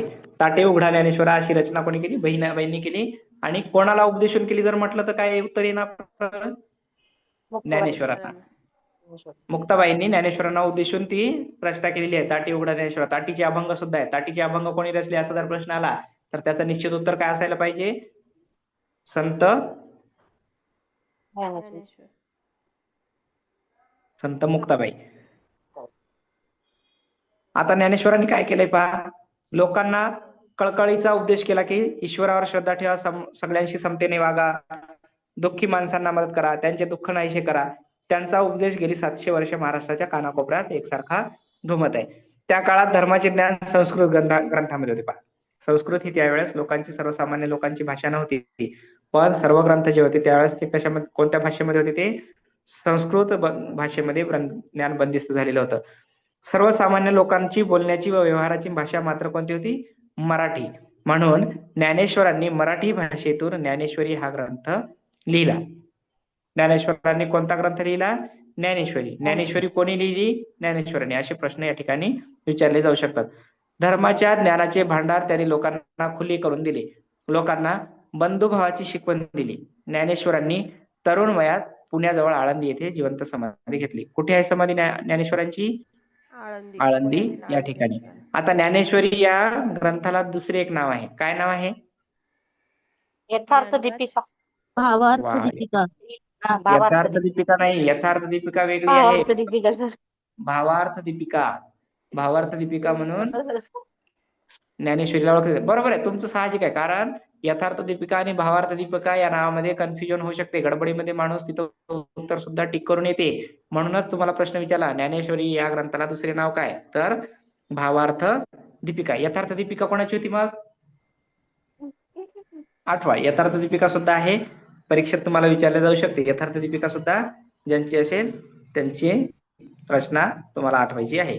मग भावार्थ दीपिका किंवा ज्ञानेश्वरी म्हटल्यानंतर आपल्या समोर एकच व्यक्ती असला पाहिजे. कोण, संत ज्ञानेश्वर. संत ज्ञानेश्वर. यानंतर संत ज्ञानेश्वरांचं जे काही कार्य होतं ते पाहिलं. पुढील संतांकडे वळूयात. या ठिकाणी पहा, समाधी घेतली त्यांनी आळंदीला, आणि आजही लोक मोठ्या भक्तिभावाने दर साल आषाढी कार्तिकीला आळंदी पंढरीला जातात. त्यावेळेस आळंदीहूनच ती यात्रा निघत असते. त्यानंतर आहेत संत एकनाथ. संत नामदेव व संत ज्ञानेश्वर यांच्या कार्याची परंपरा संत एकनाथांनी पुढे चालवली. ते पैठणचे होते पहा. कुठलं, संत एकनाथाचं गाव कोणतं आहे, पैठण. पैठण गावचे कोण होते, संत एकनाथ. त्यांनी सुद्धा भक्ती मार्गाचा प्रसार केला. अनेक अभंग, ओव्या आणि भारुडे लिहिली. पहा, याच्यात महत्वाचं काय, भारुडे. भारुडे हा संत एकनाथाशी संबंधित प्रश्न आहे. रचना ज्या आहेत त्या भारुडाच्या एकनाथाशी संबंधित आहे. कोणताही उच्च नीच भेदभाव मानू नका असा त्यांनी लोकांना उपदेश केला. भक्तीचा मोठेपणा त्यांनी लोकांना पटवून दिला. गोरगरिबांना, मागास असलेल्या लोकांना त्यांनी जवळ केले. इतकेच नाही तर मुक्या प्राण्यांवर देखील त्यांनी दया केली. पहा, इथं महत्वाचं आहे, मुक्या प्राण्यांवर देखील दया केली. केवळ माणसावरच नाही तर जनावर, प्राणी सुद्धा, त्यांच्यावर सुद्धा दया करण्याचं काम नामदेवांनी केलं. प्राणी मात्रांवर दया करा असा लोकांना उपदेश केला. संत एकनाथ जसे बोलत तसे वागत. एके दिवशी ते गोदावरी नदीवर स्नानाला निघाले होते. दुपारची वेळ होती. ऊन रखरखत होते. वाळवंट तापले होते. त्या तापलेल्या वाळवंटावर एक पोरके पोर रडत बसले होते. त्याच्या रडण्याचा आवाज नाथांच्या कानी आला. त्यांनी त्यांचे आईबाप जवळ आहेत का यासाठी इकडे तिकडे पाहिली. धावत ते त्या मुलाजवळ गेले. ते पोर त्यांनी उचलून कडेवर घेतले. त्याचे डोळे पुसले. त्याला त्याच्या घरी पोहोचते केले. अशा रीतीने स्वतःच्या आचरणातून एकनाथांनी समतेची व ममतेची भावना लोकांच्या मनावर बिंबवली. म्हणजे कुठलंही पोर कोणतं रडत आहे, याचं कोणाचं आहे, काय आहे हे वाच्यता न करता स्वतः त्या पोराला उचलून घेतलं आणि त्याच्या आई वडिलांपर्यंत पोहोचण्याचं काम सुद्धा महाराजांनी केलं. म्हणजे केवळ वाच्यता करायची असं नाही, पुस्तकी ज्ञान वाटायचं असं नाही, तर स्वतःच्या आचरणातून त्यांनी ते कृती घडवून आणली होती. यानंतर आहेत संत तुकाराम महाराज. शिवाजी महाराजांच्या काळात तुकाराम व रामदास हे संत होऊन गेले. हा भाग महत्वाचा आहे. तुकाराम आणि रामदास हे संत होऊन गेले. आताच मागील काही दिवसांपूर्वी रामदास महाराजांबाबत न्यायालयाने एक टिप्पणी केली होती की रामदास महाराजांचा शिवाजी महाराजांच्या इतिहासाची कुठलेही पुरावे आढळत नाही. असो, जी काही रचना असेल ती रचना आपल्याला यथातथा मान्य करावी लागणार आहे. असतील नसतील, पण आपल्या परीक्षेच्या दृष्टीने आपण अभ्यास जर करत असतील किंवा परीक्षेच्या दृष्टीने आपल्याला महत्वाचं काही असेल तर ही ओळ महत्वाची आहे. कारण शिवाजी महाराजांच्या काळात होऊन गेलेले 2 संत कोणते किंवा कोणते संत होऊन गेले असा जर प्रश्न आला तर तुकाराम महाराज आणि रामदास महाराज हे आपल्याला महत्वाचे आहे. तथ्य, तर्क, वितर्क, न्याय, शास्त्र हे सर्व जे बाबी आता आपल्या समोर आहेत त्या बाबी बाजूला ठेवून पुस्तक अधोरेखित आहे. या पुस्तकानुसार आपल्याला जर आपण चुकीचं किंवा बरोबर म्हणून एखादा प्रश्न आपलं गुणांकन देण्याच्या पद्धतीने याचा आधार घेऊ शकतो. त्यामुळं या पुस्तकातील रामदास व तुकाराम महाराज हे संत शिवाजी महाराजांच्या काळात होऊन गेले अशी टिप्पणी आपल्याला उपयुक्त ठरणारी आहे. आणि याचा आपल्याला एक या ठिकाणी आदर्श नमुना म्हणजे कशासाठी, तर आपण जी काही उत्तरांचे पुरावे पाठवत असतो त्यामध्ये सुद्धा हा आपण देऊ शकतो. असं होणार नाही की तुकाराम महाराजांचं वर्णन केलं, रामदासाचं वर्णन केलं आणि न्यायालय तर म्हणते की रामदास महाराजांचे पुरावे तुकाराम शिवाजी महाराजांसोबत आढळत नाहीत. तो तर्कवितर्क नंतरचा झाला. आपल्या परीक्षेच्या दृष्टीने जर असा प्रश्न आला की शिवाजी महाराजांच्या काळात होऊन गेलेले संत कोणते, अपेक्षित उत्तर असणार आहे दोनच, रामदास आणि तुकाराम. मग केवळ परीक्षेपुरतं घ्यायचं, नंतरचे जे काही तर्कवितर्क आपल्याला लावायचे असतील ते पुढे राहिले. मग तुकाराम महाराजांचं जे काही वर्णन आहे त्यामध्ये समकालीन शिवाजी महाराजांच्या समकालीन संत कोणते, तर कोणते होते ते दोन, तुकाराम महाराज आणि रामदास. रामदास आणि संत रामदास महाराज. तुकाराम महाराजांबाबत माहिती पाहत आहोत. देहू गावचे राहणारे होते. कोणत्या गावचे आहेत हे तुकाराम महाराज? देहू. देहू. त्यांच्या घरची परिस्थिती पाहता, त्यांच्या घरची परिस्थितीचं सुद्धा वर्णन केलंय. शेतीभाती होती, त्यांच्याकडे किराणा मालाचे दुकान होते. तुकाराम महाराज काही साधी सुधी व्यक्ती नव्हती, शेतीभाती होती, किराणा मालाचं दुकान होतं. म्हणजे त्यावेळेस ते सधन व्यक्तिमत्व होतं. कुठलीही गरिबी आहे असं त्यांच्याकडे होतं का? नाही. त्यांचे वाडवडील आडल्या नड्यांना कर्ज देत, म्हणजे श्रीमंत होते तुकाराम महाराज. पण तुकारामांनी आपल्या वाटणीची कर्ज खेते इंद्रायणी नदीमध्ये बुडवली आणि अनेकांना कर्जमुक्त केले. कर्जाचे कुठलंही डोक्यावर ओझं नाही ठेवलं, नागरिकांच्याही नाही आणि आपल्याही उरावरती ते ओझं ठेवलं नाही. तर त्यांनी सरळ सरळ काय केलं, त्यातून कर्जमुक्त करून टाकलं लोकांना. मग ही कर्ज खाते कोणत्या नदीत बुडवली, प्रश्न येतो इथं. कर्ज खाते कोणत्या नदीत बुडवली? इंद्रायणी.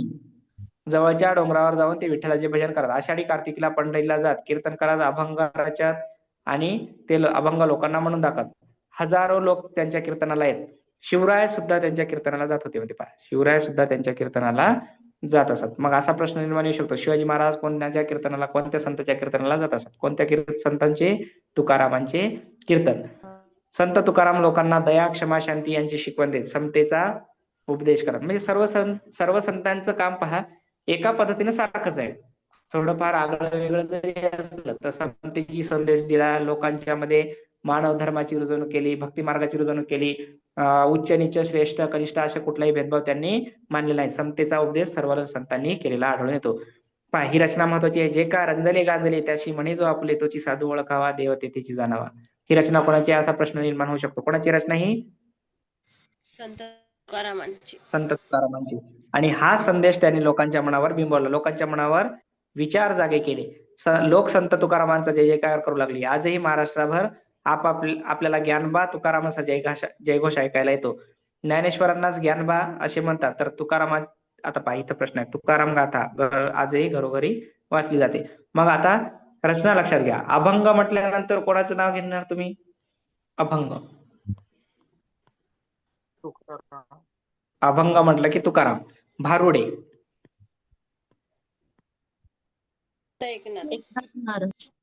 एकनाथ. हिंदी पदे. चक्रधर स्वामी. नामदेव. हिंदी पदे.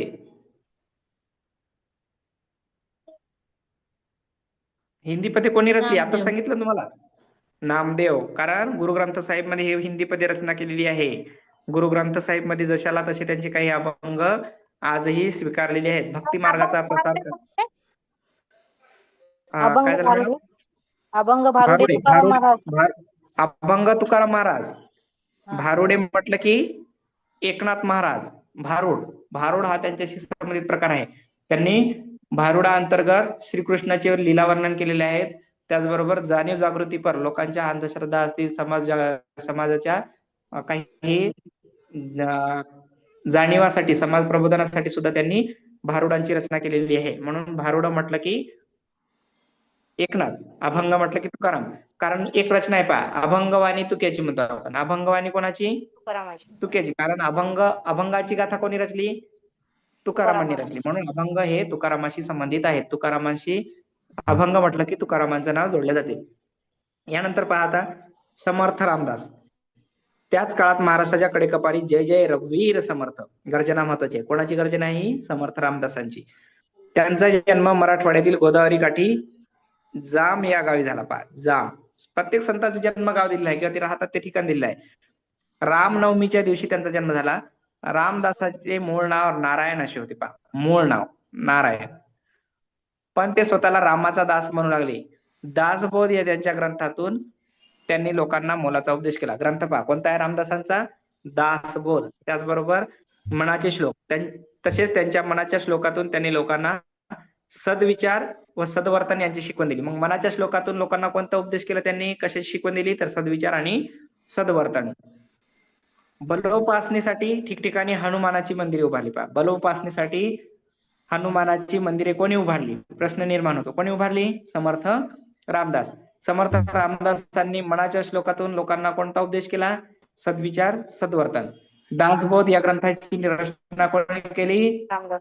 समर्थ रामदास. समर्थ रामदास यांचे मूळ नाव काय होते? नारायण. नारायण सूर्याजी पंत ठोसर. लोकांना शक्तीची उपासना करायचं शिकवलं त्यांनी. म्हणजे हनुमानाची मंदिरं पहा, आजही कुठल्याही तुम्ही व्यायामशाळेत जा, व्यायामशाळा असेल, जिम म्हणतो आपण जिला, तिच्यामध्ये हनुमानाची फोटो लावलेले आढळतात का? दिसतात का कुठं? दिसतात. कारण बलोपासनेसाठी त्याचं महत्व, त्या मंदिरांचं महत्व, हनुमानाच्या भक्तीचं महत्व या रामदासांनी अधोरेखित केलेलं होतं. सामर्थ्य आहे चळवळीचे, जो जो करील त्याचे, हा संदेश त्यांनी लोकांना दिला. सामर्थ्य, चळवळ करा, चळवळीतून आपल्या लोकांचं भलं करा, असं त्यांनी लोकांना उपदेश दिला. रामदासांनी लोकांना संघटना करण्याची व अन्यायाविरुद्ध प्रतिकार करण्याची स्फूर्ती दिली. पहा, सगळ्यात महत्वाचं इथं दिलंय, अन्यायाविरुद्ध प्रतिकार करण्याची, संघटन करण्याची. आतापर्यंतच्या लोकांनी, संतांनी जी उपदेश दिले त्यापेक्षा थोडस वेगळं यांनी काम केलंय. काय तर लोकांना संघटन करा म्हणून सांगितलंय, अन्यायाविरुद्ध प्रतिकार करा. आज पाहतो आपण बाबासाहेबांचे विचार. बाबासाहेबांनी सांगितलं शिका, संघटित व्हा, संघर्ष करा. मग हीच शिका, संघटित व्हा, संघर्ष करा म्हणजेच यातलं संघटन करा आणि अन्यायाविरुद्ध दाद मागा, म्हणजे संघर्ष आणि संघटन ह्या दोन बाबी सुद्धा समर्थ रामदासांच्या स्फूर्तीतून, त्यांच्या शिकवणीतून जाणवतात. साधू संतांच्या कार्यामुळे लोकजागृती झाली, धर्माबद्दल आदर वाढला, लोकांच्या मनात आत्मविश्वास निर्माण झाला. संतांच्या कामगिरीचा शिवरायांनी स्वराज्य स्थापनेसाठी उपयोग करून घेतला. पाहिजे पुन्हा प्रश्नाची पुनरावृत्ती. शिवाजी महाराजांनी संतांच्या कामगिरीचा उपयोग कशासाठी करून घेतला? स्वराज्य स्थापनेसाठी. आता लक्षात घ्या, ही झाली संतांची कामगिरी. संतांची कामगिरी या ठिकाणी संपली. 2 घटक पूर्ण झालेत. आता मला सांगा, काही आपण जोड्या लावा स्वरूपात्मक प्रश्न आहेत. मी संतांचं नाव सांगतो, तुम्ही संतांचं जन्मगाव सांगायचं. पहिले संत आहेत श्री चक्रधर स्वामी, गुजरात. ज्ञानेश्वर, आपेगाव. संत नामदेव,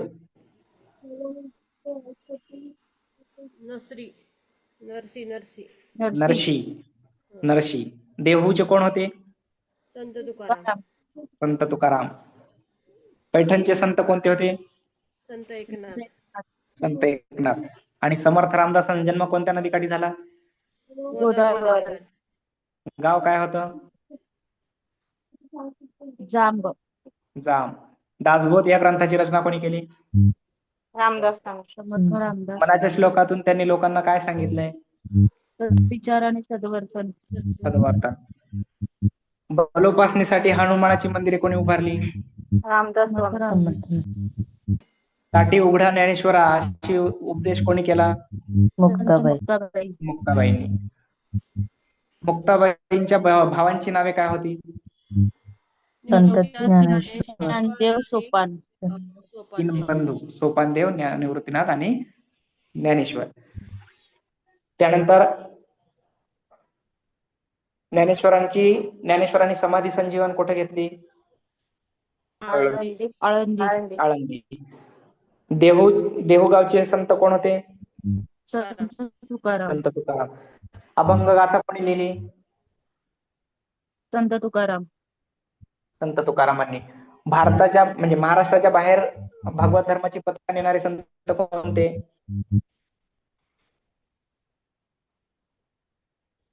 महाराष्ट्राच्या बाहेर भक्ती मार्गाचा, भागवत धर्माचा प्रसार कोणत्या संतांनी केला? संत एकनाथ. नाही, नामदेव. कोणत्या राज्यात गेले होते ते? पैठण. पंजाब नाही राज्यात. पाहिजे पंजाब ते पंजाब पंजाब राज्यात गेले होते आणि तिथं त्यांनी काय त्यांची पदे कोणत्या ग्रंथामध्ये समाविष्ट आहेत मग? गुरु ग्रंथ साहिब कोणत्या भाषेतील रचना आहेत त्या? हिंदी हिंदी भाषेतील. श्री चक्रधर स्वामींच्या आठवणींचा जो संग्रह आहे त्या संग्रहाचं नाव काय आहे? लीळाचरित्र लीळाचरित्र. लीळाचरित्र हा ग्रंथ कोणी लिहिला? श्री चक्रधर स्वामी स्वामींनी कोणत्या पंथाची स्थापना केली? महानुभाव महानुभाव पंथ. कळले? आता अशा काही प्रश्न रचना या ठिकाणी संतांच्या कामगिरीवर आधारित होत्या आणि त्या सर्व संतांच्या कामगिरीचा आढावा आपण या ठिकाणी घेतलेला आहे. आता या संबंधाने कुठला जर प्रश्न आला तर आपला तो निश्चित चुकणार नाही. बरोबर ना? चुकेल का प्रश्न? आहे. शिवाजी महाराज कोण्या संतांच्या कीर्तनाला जात असत बरं?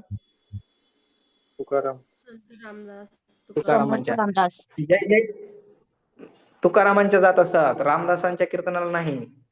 तर तुकाराम महाराज हे शिवरायांचे आध्यात्मिक गुरु म्हणून आपण त्यांना स्थान देतो किंवा त्यांची सर ओळख आहे. समर्थ रामदास त्यांचे गुरु होते ना. हा, त्या गुरु या नावावरूनच मागील काही जे मी न्यायालयाचं उदाहरण दिलं, समर्थ रामदास हे त्यांचे आध्यात्मिक गुरु होते अशी कोणीतरी टिप्पणी केली होती आणि त्यावरून सर्व काही न्यायालयीन तपासण्या झाल्या. त्यामध्ये दूर दूरपर्यंत संत रामदास आणि शिवाजी महाराज यांचा कुठलाही संबंध त्या पुराव्यादरम्यान आढळलेला नाही. म्हणून न्यायालयाने टिप्पणी दिली की समर्थास आणि शिवाजी महाराज हे समकालीन नव्हते किंवा त्यांचा कुठलाही असतील जरी समकालीन तरीही त्यांचा आणि शिवाजी महाराजांचा त्यावेळेसचा कुठलाही संबंध आलेला नव्हता. म्हणून तुम्हाला मी सुरुवातीला सांगितलं की ह्या रचना काही असतील, वाद विवाद अपेक्षा इतर काही पुरावे, पण आपल्या परीक्षेच्या दृष्टीने इतिहासाअंतर्गत हे पुस्तक महत्वाचं आहे आणि आपण त्याचा सध्या अभ्यास करत आहोत. इतर तर्क वितर्क जे काही असतील, जे आदर्श आपल्या पुढे न्यायालयाने मांडलेले असतील किंवा इतर संत परंपरेने मांडलेले असतील, त्याला आपल्याला छेद द्यायचा नाही. किंवा या व्यासपीठावर आता शिकवत असताना सुद्धा त्या रचना ज्या काही असतील त्या आपल्याला सर्व जर मान्य करत असतील तर आपल्यालाही मान्य करावे लागतील. आणि सर्वतोपरी न्यायालयाचा निर्णय हा आपल्याकडे न्यायशास्त्रानुसार आहे, त्यानुसार तो मान्यही करावा लागणारा आहे. इतरही त्याच्यावरती काही मग समजा पुनर्विचार याचिका असतील काही असतील त्याचे अजून काही निर्णय आलेले नाहीत. पण आताच्या सध्याच्या त्यांच्या निष्कर्षानुसार न्यायालयाने नोंदवलेल्या निकालानुसार रामदासांचं शिवाजी महाराजांच्या काळात कुठलेही सोबत आले होते किंवा त्यांचे गुरु होते किंवा त्यांचा सहवास होता असं काही वर्णन आढळलेलं नाही.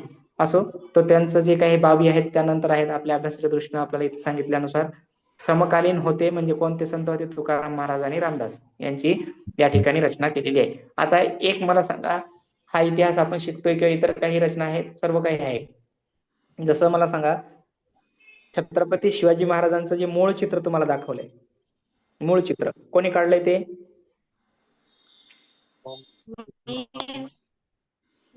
मीर मोहम्मद यांनी काढलंय. आज ते चित्र कुठं आहे? पॅरिस येथील संग्रहालयात. पॅरिस येथील संग्रहालयात. आता मला सांगा, ज्यावेळेस पहिल्यांदा ज्यावेळेस शिवजयंती साजरी करण्यात आली, पहिल्यांदा जेव्हा शिवजयंती साजरी करण्यात आली त्यावेळेस शिवाजी महाराजांचा आता जसं आपण फोटो मांडतो त्यावेळेस फोटोचं महत्व असेल का नाही? त्यावेळेस शिवाजी महाराज कोण होते किंवा कुठं कसा होता बा काय होतं हे पाहण्यासाठी त्यांची उत्सुकता असेल ना.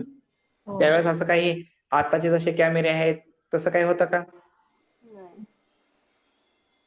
मग त्यावेळेस शिवजयंती साजरी करायला तर मग शिवजयंती साजरी करत असताना शिवाजी महाराजांच्या फोटोवरून एक काहीतरी समजा प्रसंग निर्माण झाले. मग हे मूळ चित्र काढलं का कोणी? कुठं काय आहे का याचा शोध सुरू झाला आणि मग ते आढळलं की पॅरिसमध्ये मूळ चित्र त्यांचं आहे, पॅरिसमधील संग्रहालयात.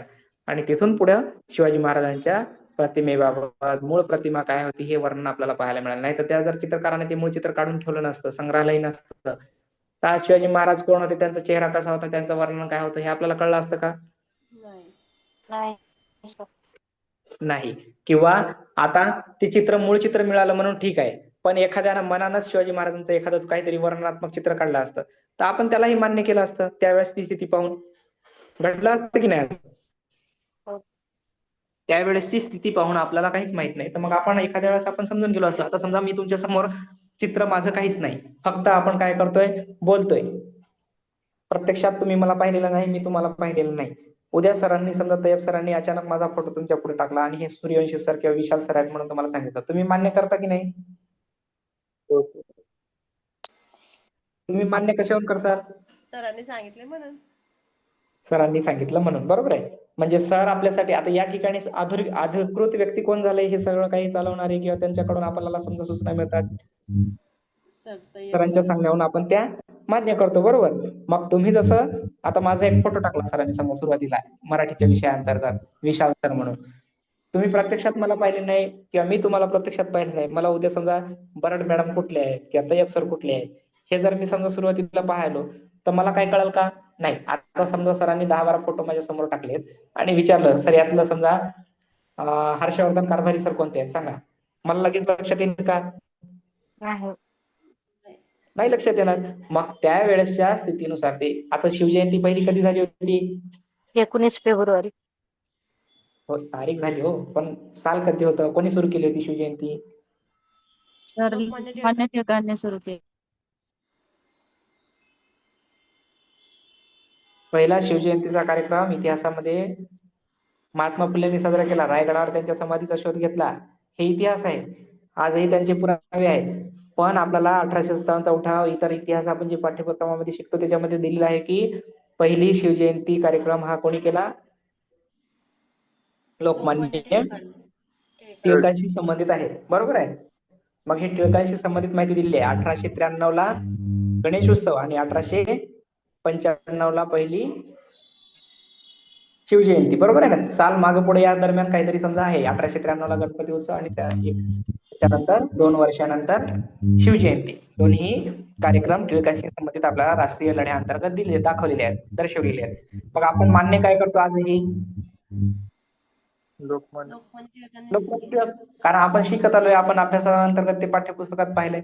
पण मूळ इतिहास जेव्हा पाहतो तेव्हा रायगडावर शिवाजी महाराजांच्या समाधीचा शोध कोणी घेतला?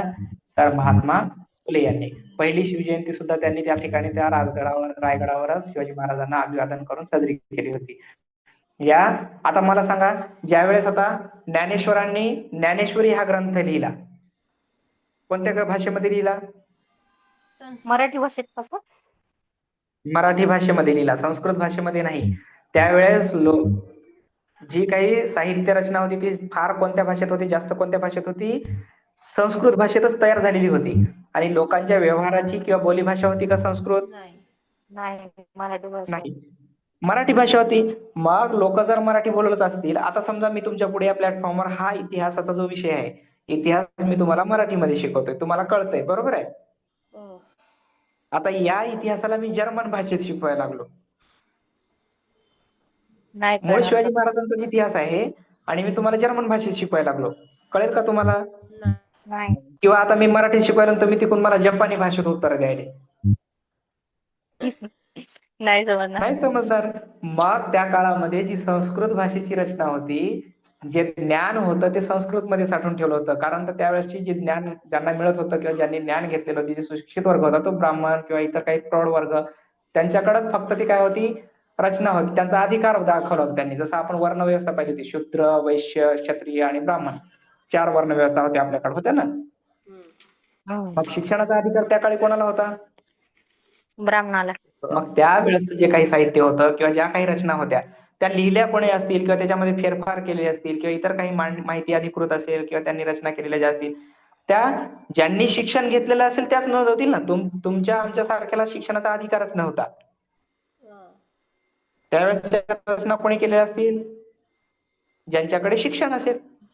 बरं, त्यांनी योग्यही मांडल्या असतील, आपण समजून घेऊ. त्यांनी कदाचित योग्यही मांडल्या असतील किंवा त्यांनी कदाचित चुकीच्याही मांडल्या असतील, काहीतरी वेगळं दाखवले असेल. आपल्यावर 150 वर्ष राज्य झालं. कोणी राज्य केलं? इंग्रजांनी. मग आपला इतिहास समजा बदलून टाकणं किंवा आपल्या इतिहासामधल्या काही घटना दाबून टाकणं, दडपून टाकणं, याही होऊ शकतात घटना. जसं शिवाजी महाराजांनी आरमार उभारलं, का उभारलं? तर पोर्तुगीज सत्ता, युरोपियन सत्ता जे आक्रमण करणार होते त्यांच्यावर वचक बसावा. मग इंग्रज त्यावेळेस हुशार होते, स्वतःलाच आम्ही सुसंस्कृत आहोत आणि इतर भारतीय सगळे तुच्छ आहेत असं समजायचे. मग इथल्या लोकांचं महत्व अधोरेखित करताना त्यांनी त्यातला काही भाग गायब केला असेल, त्यामध्ये काही बदल केला असेल, मूळ इतिहास दडपला असेल. होऊ शकते की नाही?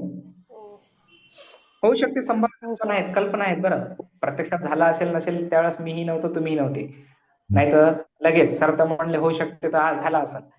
संभाव्य गोष्टी असू शकतात या. कारण आहेत. आता सांगा, आपल्याकडे नागार्जुन सारखा वैद्य होता ज्यानं इंग्रजांची त्या काळामध्ये पाऱ्याचं औषध दिलं. त्याला पारा जो धातू असतो आपण वापरतो, तो पारा त्याचा देऊन त्या ठिकाणी त्याचा उपचार केला. नागार्जुनाच्या काळात म्हणजे कुठल्या तरी इंग्रज अधिकाऱ्याचं युद्धाच्या दरम्यान नाक तुटलं होतं, त्या नाकाची सर्जरी केली होती म्हणते. मग सर्जरी करण्याची जर क्रिया आपल्याला स्वातंत्र्यापूर्वी 1857 1858च्या काळामध्ये जर आपल्याकडे भारतामध्ये असेल तर आपलं ज्ञान वैद्यकशास्त्र काय कमी होतं का? नाही. आजही मेहरोली इथं दिल्लीला मेहरोलीला लोहस्तंभ आहे, बरोबर आहे. तो आजही जशाला तसा आहे. सातव्या कालखंडामध्ये 7व्या शतकामध्ये 7व्या-8व्या शतकामध्ये निर्माण केलेला मेहरोली येथील लोहस्तंभ आजही जशाला तसा आहे. त्याच्यावरती कुठलाही गंजणे किंवा इतर काही रासायनिक अभिक्रिया घडत नाही. मग आपल्याकडचं धातुशास्त्र काय कमजोर होतं का? कमकुवत होतं का? जास्त होतं. सर्व काही आपल्याकडं व्यवस्थित होतं, सर्व काही आपल्याकडं चांगलंच होतं, सर्व ज्ञान होतं आपल्या इथल्या लोकांना. पण मधल्या काळामध्ये जे काही बदल झाले, जसं इंग्रजांचा राजवट असेल, सुशिक्षितपणाचा अभाव असेल, शिक्षणाचा अभाव असेल, यामुळे बऱ्याच गोष्टी आपल्यापासून दडपून टाकल्या गेल्या, दाखवल्या गेल्या नाहीत किंवा वेगळ्याच पद्धतीने काहीतरी आपल्यासमोर मांडण्याचा सुद्धा अट्टहास घडून आलेला असू शकतो. त्यामुळं कुठल्या काही गोष्टी जशा आहेत त्या आपल्याला जशाच्या तशा मान्यही कराव्या लागतील किंवा जशाच्या तशा काही सोडूनही द्याव्या लागतील. त्या मान्यही करणं आपल्याला तथ्य होणार नाही, म्हणून या रचना आपल्याला महत्वाच्या आहेत. मग असो, तो झाला इतर इतिहासाच्या संदर्भानं संशोधनाचा विषय. आपण विषयाकडे वळूया. मग ह्या सगळ्या रचना साधू संतांच्या कामगिरीचा जो काही छत्रपती शिवाजी महाराजांना उपयोग झाला, त्यामध्ये काय केलं त्यांनी? स्वराज्य स्थापनेचं कार्य घडवून आणलेलं आहे. असो, पुढील आपण स्लाइड कडे वळूया. यानंतर पुढची जी स्लाइड आहे त्यामध्ये पुढचा पाठ्यघटक आपण अभ्यासणार आहोत.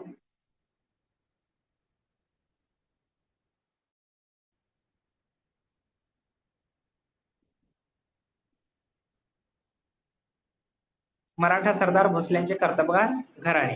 आता छत्रपती शिवाजी महाराजांच्या काळात आधीच पाहिलं आपण की वतनदार काही जे होते त्यांनी स्वतःच्या वतनाला प्रिय मानून रयतेवर अन्याय केले, अत्याचार केले आणि स्वतःचा तेवढा फक्त फायदा करून घेण्याचं त्यांचं धोरण होतं. मग या धोरणातून आता काय करायचं होतं?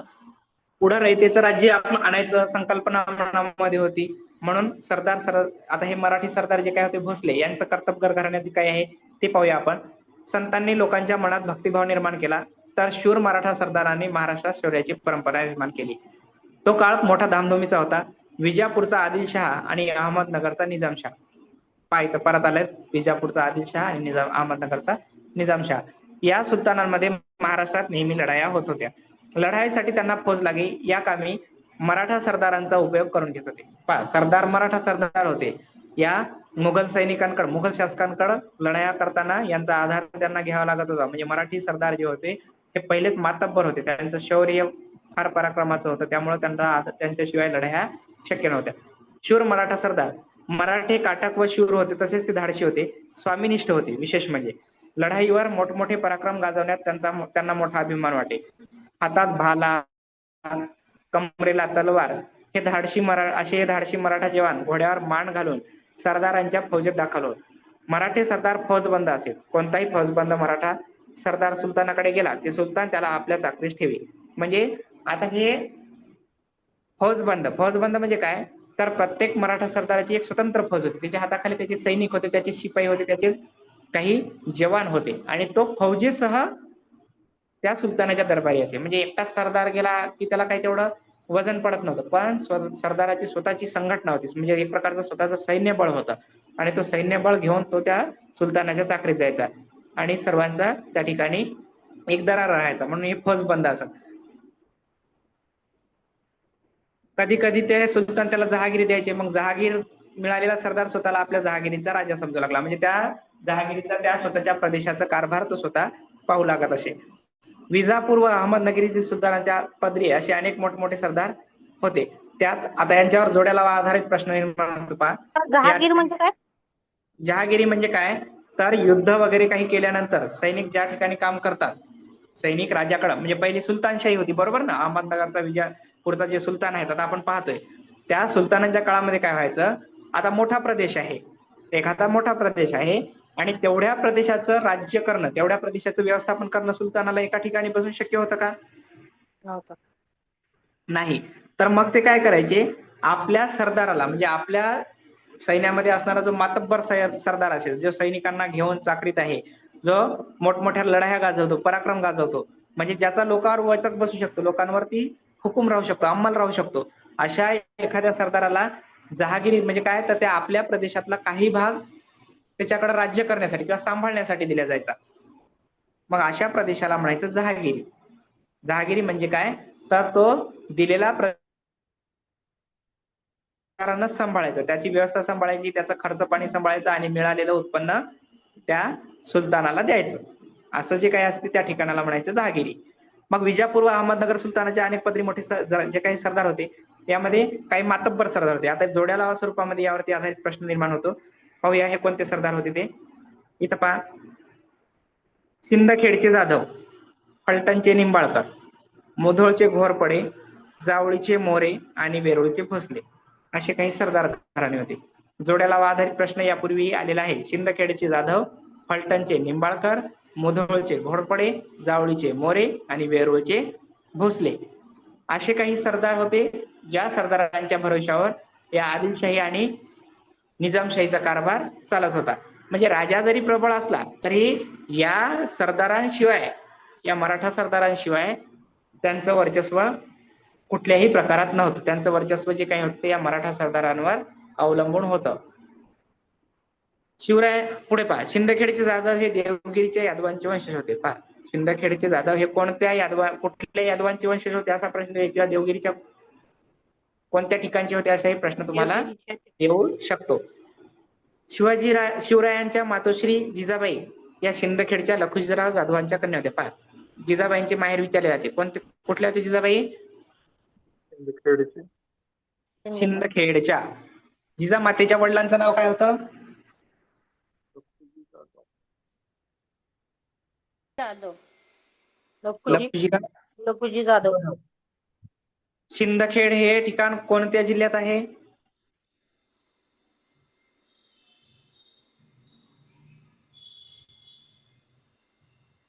भूगोलात पाहिलं आपण, लोणार सरोवर. बुलढाणा का सर? हा, बुलढाणा या जिल्ह्यात सिंदखेड राजा हे ठिकाण आहे, जिथे जिजाऊंचा जन्म झाला होता. त्यानंतर पहा, शौर्याची परंपरा. हे सगळे मराठा सरदार शूर होते, शूरवीर होते, पण त्यांच्यापैकी अनेकांचे आपापसात हाडवैर होते. हाडवैर असणे म्हणजे शत्रुता असणे. स्वकीयांसाठी एक होऊन काहीतरी करावे अशी दृष्टी त्यांच्यात नव्हती, त्यामुळे त्यांचे शौर्य त्यावेळी परकांच्या उपयोगी पडत असे. पण असे असले तरी महाराष्ट्रातील हजारो तरुणांना त्यांनी पराक्रमाची गोडी लावली होती. त्यांनी अनेक पराक्रमी वीर निर्माण केले होते. मराठी सरदारांनी महाराष्ट्रात शौर्य जिवंत ठेवले होते. महाराष्ट्रातील शूर घराण्यांपैकी वेरूळचे भोसले घराणे हे मोठे पराक्रमी निघाले. पहा, अनेक लढायांपैकी, अनेक शूर सरदारांपैकी वेरूळचे भोसले घराणे हे जास्त पराक्रमी होतात. घृष्णेश्वराचे मंदिर. सुमारे 400 वर्षापूर्वीची गोष्ट.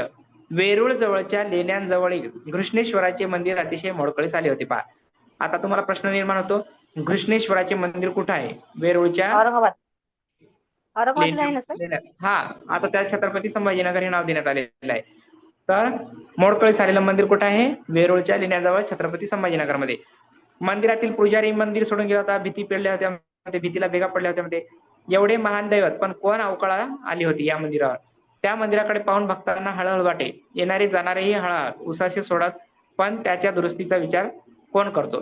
त्या पडक्या मंदिरात एक शिवभक्त नित्य नियमाने येत असे. शिवाच्या पिंडीवर बेलफुल वाहत असे. हात जोडून आपल्या मनातले शिवाला काही सांगत असे.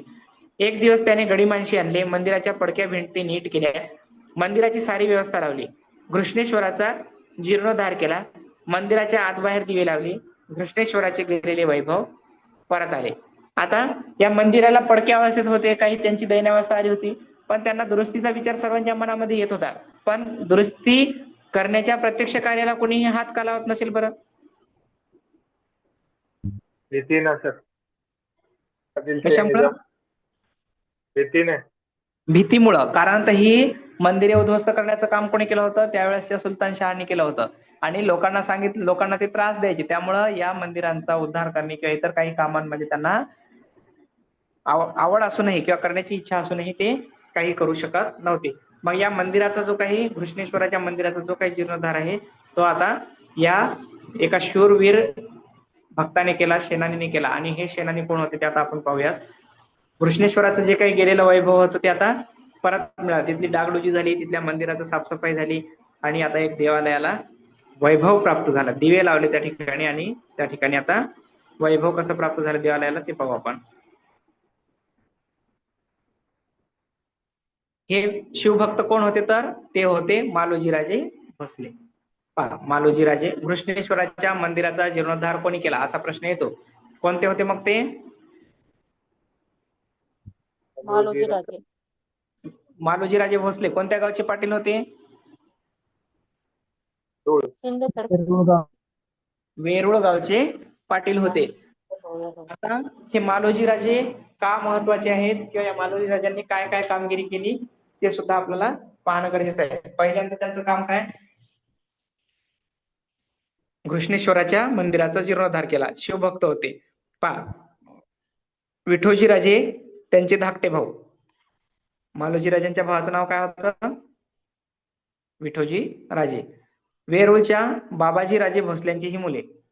वडिलाचं सुद्धा नाव दिलंय बाबाजी राजे भोसले. वेरूळ गावची पाटीलकी बाबाजी राजे भोसल्यांकडे होती. मग पाहिजे पहिल्यांदा प्रश्न येईल पुन्हा, बाबाजी राजे भोसले यांच्याकडे कुठल्या गावाची पाटीलकी होती किंवा वेरूळ गावची पाटीलकी कोणाकडे होती प्रश्न निर्माण होऊ शकतो. असे काही प्रश्न या ठिकाणी आहेत. पुढे पहा, मालोजीराजे व विठोजीराजे मोठे कर्तबगार होते तसेच ते शूर होते. त्यांच्या पदरी पुष्कळ हत्यारबंद मराठे होते. तो काळ फार धामधुमीचा होता.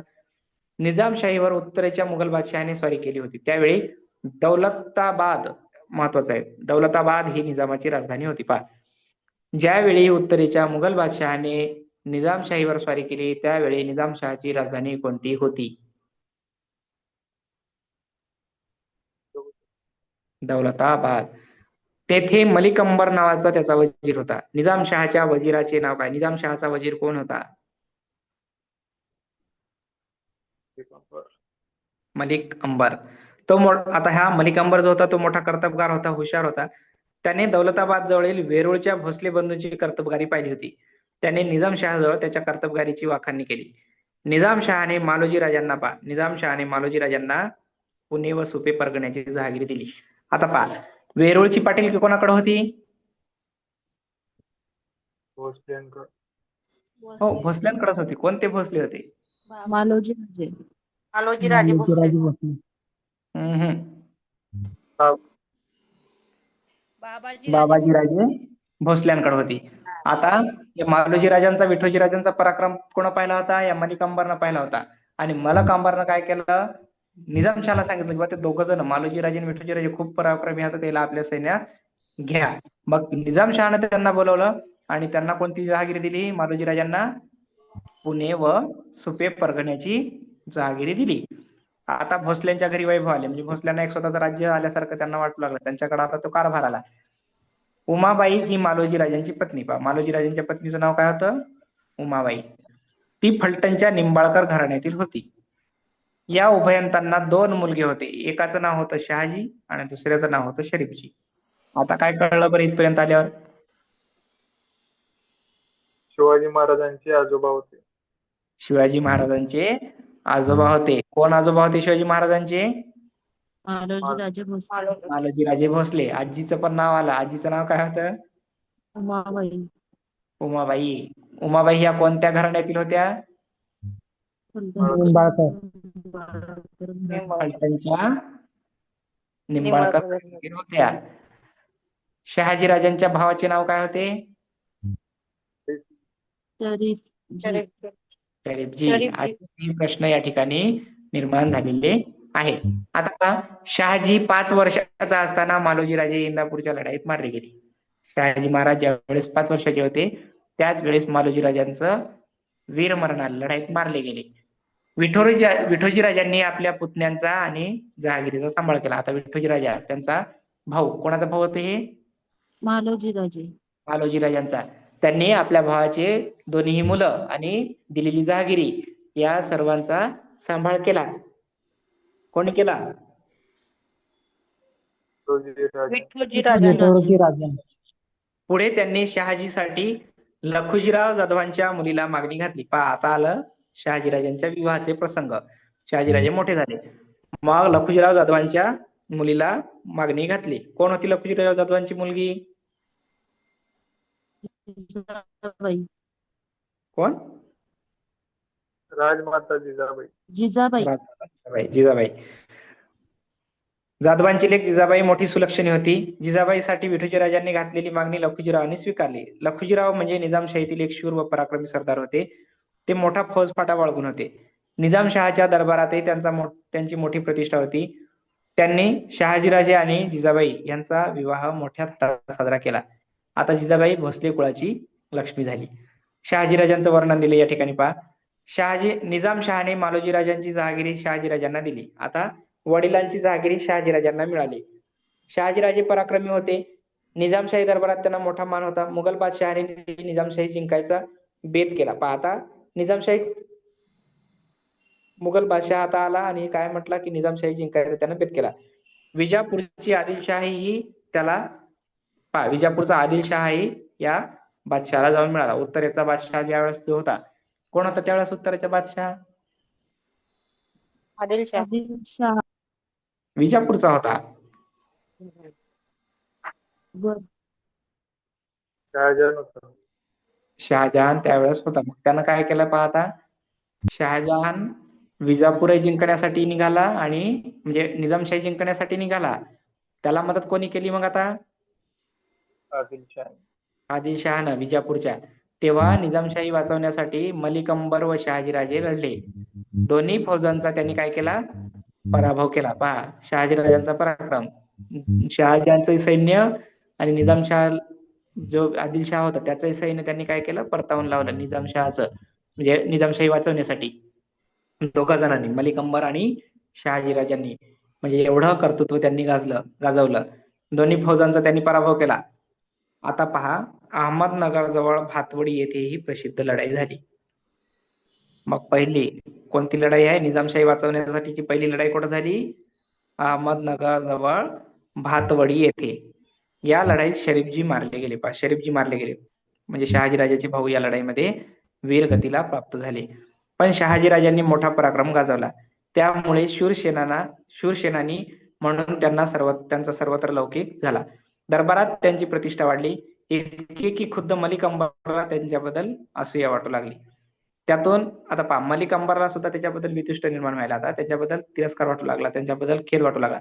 त्यातून उभयतात वितुष्ट निर्माण होऊन शहाजीराजांनी निजामशाही सोडली आणि ते विजापूरच्या आदिलशहाला जाऊन मिळाले. पहा आता मग ते काय म्हणले, बा याच्यात पटन गेलं दोघांमध्ये. मलिक अंबरानं हे दोस्त होते चांगले, पण आता काय शहाजीराजा पुढे चालला हे पाहून त्यांना सहन झालं नाही, म्हणून त्यांनी काय केलं? वितुष्ट निर्माण झाला. आणि आता मग त्याचा कुठलाही प्रतिशोध न घेता किंवा राग लोभ न करता शहाजीराजांनी निजामशहाचं दरबार सोडून दिला. आणि आता शहाजीराजे कोणाच्या चाकरीत आले? विजापूरच्या आदिलशहाच्या चाकरीला येऊन मिळाले. आदिलशहाने त्यांना सरलष्कर हा किताब दिला. पहा, आदिलशहानं त्यांना सहजच घेतलं का? असंच आलेबान घ्या बा शहाजीराजे ही जहागिरी असे म्हणले का? नाही. का घेतलं असेल त्यांना? पुणे आणि परगणा जहागिरी त्यांच्याकडे. कारण त्यांनी निजामशाही वाचवताना काय पराक्रमाची शर्त केली होती? आदिलशहानं प्रत्यक्ष डोळ्यानं पाहिलं होतं, आदिलशहाच्या सैनिकांनी पाहिलं होतं, म्हणून आदिलशहानं त्यांना सेवेमध्ये चाकरी दिली. आणि दिल्याबरोबर त्यांना कोणता किताब दिला आदिलशहाने? सरलष्कर. हा प्रश्न निश्चित तुम्हाला त्या ठिकाणी किताबावर आधारित येऊ शकतो की आदिलशहाने शहाजीराजांना कोणता किताब दिला? सरलष्कर. पुढे निजामशाहीत बऱ्याच घडामोडी झाल्या. मलिक अंबर जो होता वजीर, त्याचा मृत्यू पावला. त्याचा पुत्र फतेखान हा मोठा कारस्थानी होता. आता तो निजामशाहीचा वजीर झाला. त्याच्या काळात निजामशाहीला उतरती कळा लागली.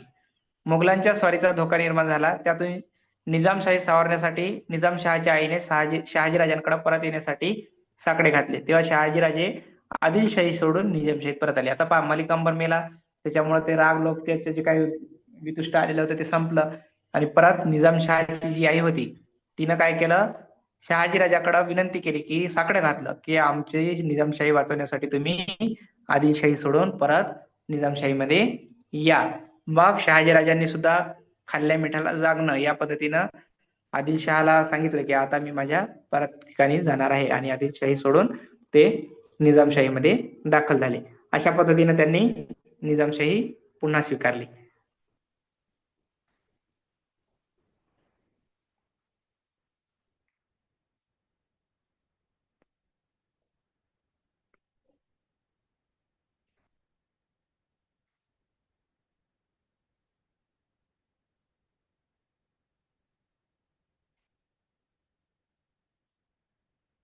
आणि चौथा पाठ आपला शिवरायांचं बालपण. 3 पाठ आपण या ठिकाणी पूर्ण केलेत. आदिलशहा जो काही होता तो आता कारभार सोडून निजामशहाकडे शहाजीराजे आलेले आहेत. आता इथून पुढचे जे काही आपले पाठ आहेत हे पाठ सुद्धा आपल्याला पूर्ण करायचे आहेत. म्हणजे महाराष्ट्राच्या इतिहास जे छत्रपती शिवाजी महाराजांच्या इतिहासा संबंधाने पूर्ण आढावा घेणं का गरजेचं आहे, तर वर्ग 4था आणि 7वा 2 विषयामध्ये हा भाग समाविष्ट आहे. त्यामुळं यातील सखोल काही बारकावे, काही प्रश्न निर्मितीच्या संकल्पना ज्या आहेत त्या आपल्याला समजून घेणं गरजेचं आहे. आतापर्यंत आपण जे काही 3-4 पाठ पाहिलेत त्या 3 पाठांबाबत कुठलाही संभ्रम राहणार नाही. वेळोवेळी त्यातून आपण त्या ठिकाणी प्रश्न निर्मिती आणि प्रश्नांच्या संदर्भाने चर्चा विचार घेत आहोत. उर्वरित पाठ्यघटक सुद्धा आपल्याला पूर्ण करायचे आहेत. आजच्या तासिकेचा आपला वेळ जो आहे तो या ठिकाणी पूर्ण झालेला आहे. आता एक तुम्हाला मला सांगा, जर एक एक पाठ्यघटक जर आपण असा घेत गेलो तर आपल्याकडे वेळ कमी आहे का जास्त आहे? कमी आहे सर वेळ. वेळ कमी आहे. आणि एवढे सर्व जे 4-5 विषयाचे पुस्तक आहेत, म्हणजे 4-5 वर्गाची पुस्तक आहेत, ही पुस्तके अशी जर आपण शिकत गेलो तर ती पूर्ण होतील का लवकर? नाही सर. नाही होणार. आणि परीक्षेच्या दृष्टीने पण शिकायची अभ्यासाची तर आहेतच, बरोबर. परीक्षेच्या दृष्टीने आपल्याला ती अभ्यासायची आहेतच. पण एवढं सर्व करत असताना वेळेचं सुद्धा भान ठेवावं लागणार आहे. वेळेचं सुद्धा आपल्याला काही निश्चित रूपामध्ये काटेकोरपणे पालन करावे लागणार आहे. उद्याला शक्य झाल्यास मी काही समजा आपल्याकडे असणारे साहित्य वेगळ्या स्वरूपामध्ये तुमच्याकडे सादर करतो. जे अभ्यास करत असताना मी हँड रिटन काही समजा तयारी केली होती, त्यामधलं म्हणजे जसं मी तुम्हाला प्रश्न प्रत्येक ओळी परत प्रश्न घेत आहे की यामधला हा प्रश्न निर्माण होऊ शकतो, यावर आधारित हा प्रश्न आलेला आहे किंवा यावर आधारित असा प्रश्न पुढे येऊ शकतो, असे जे काही महत्वाचे मुद्दे आहेत ते सर्व मुद्दे त्या विषयाअंतर्गत आपण घेतलेले आहेत. आता तुम्हाला उद्याचं पाठ्यक्रमाचं एक स्वाध्याय आहे. आता मराठीचं पाठ्यक्रमाचं जे पुस्तक आहे, आज लाईव्ह किती जण आहोत आपण? 13 जण आहोत, बरोबर. जॉईन किती जण आहोत आपण? 13. या 13 मध्ये 2 आम्ही मार्गदर्शक आहोत. उरलेत तुम्ही 11 जण. 11ही जणांना आज मी एक काम सांगतोय. पुस्तक कसं मिळवायचं, कुठं मिळवायचं तुम्हाला मार्ग सांगितलेत. ई बुक सुद्धा आहे किंवा शाळेच्या विद्यार्थ्याकडून तुम्ही पुस्तक मिळवू शकता. आणि ज्यांना शाळेत जाणं शक्य असेल, जनगणनेचे कामं असतील, इतर काही कामं असतील, त्यावेळेस तुम्हाला जर पुस्तक मिळालं तर ते पुस्तक सुद्धा तुम्ही त्या ठिकाणी घेऊ शकता. त्या पद्धतीने तुम्ही करायचं. पण आता आज काय सांगतोय पहा, मी महत्वपूर्ण माहिती ऐका आणि नंतर तुमच्या प्रतिक्रिया द्या. कोणीही मध्ये बोलू नका. आता सर्व धड्यांचा समग्र अभ्यास आपल्याला पाठ्यपुस्तकाच्या आधारे घेत गेलो तर वेळ जास्त लागणार आहे. वेळ आपल्याकडे कमी आहे. उद्याला तुम्हा प्रत्येकाला काम आहे. 11 जण तुम्ही आहात. 3 धडे आपण पूर्ण केलेले आहेत छत्रपती शिवाजी महाराजांच्या पाठ्यपुस्तकातले. प्रत्येकानं एक धडा वाचणं शक्य आहे. 13ला 13 धडे किंवा 15ला 15 धडे एकाच दिवसात वाचा किंवा एका तासात वाचा म्हणणं शक्य नाही आणि होणारही नाही. म्हणून आता उद्या तुमच्यामध्ये विभागणी धड्यांची, की प्रत्येकानं त्यावर आधारित काही असणारे संभाव्य प्रश्न तयार करून आणायचे. एक प्रश्न तुमच्याकडे उद्या मोबाईलमध्ये फोटो PDF असला पाहिजे. शेवटच्या 5 मिनिटांमध्ये तो आपल्याला शेअर करता आला पाहिजे किंवा सुरुवातीच्या 5 मिनिटांमध्ये तो आपल्याला प्रत्येकाला शेअर करता आला पाहिजे. म्हणजे तुमच्याकडे असणारे पाठ्यघटकातील ते प्रश्न तुमच्या जे काही संकल्पना असतील, जसं आज आपण शिकलो त्या पद्धतीच्या संकल्पना तुमच्या स्क्रीनवरती उद्या आल्या पाहिजे. म्हणजे 11 जणांनी जर 11 पाठ्यघटकातले जर प्रश्न तुम्ही काढून आणले, पहा अभ्यासाची सोपी आणि साधी टेक्निक आहे. 11 जणांनी 11 पाठ्यघटकातले उद्याचे जे काही 4थीचं पुस्तक आहे त्यातले 11 धडे क्रमवार घेतले तर त्यातले 11 धड्यांचे प्रश्न एकाच दिवशी तुमच्या पुढे येतील. आणि जे पुस्तक शिकायला 2 ते 3 दिवस म्हणजे 2 ते 3 तासिका आपल्याला वेळ घालणार आहे, ते तासिकाचं नियोजन सुद्धा या ठिकाणी वाचू शकते. म्हणजेच दिलेल्या कमी वेळेत जास्त चांगला अभ्यास, स्मार्ट पद्धतीने अभ्यास आणि एकाच तासिकेच्या माध्यमातून आपल्याला सर्व पाठ्यक्रमामध्ये आलेले सर्वच्या सर्व प्रश्न सुद्धा आपल्याला अधोरेखित करता येतील किंवा संभाव्य प्रश्न काय असतील हे सुद्धा आपल्याला त्यातून शिकता येईल. म्हणून आजच्या तासिकेच्या शेवटच्या 5 मिनिटामध्ये सर. सर 5 मिनिट थोडासा वेळ घेतो. या 5 मिनिटामध्ये तुम्ही ठरवा, जे 11 जण आहात त्या 11 जणांनी चौथ्या धड्यापासून आपल्याला इतिहासामध्ये आजची जी काही चौथ्या वर्गाची पुस्तकं आहेत, या चौथ्या वर्गाच्या पुस्तकामध्ये एकूण पाठ्य घटक आहेत आपल्याला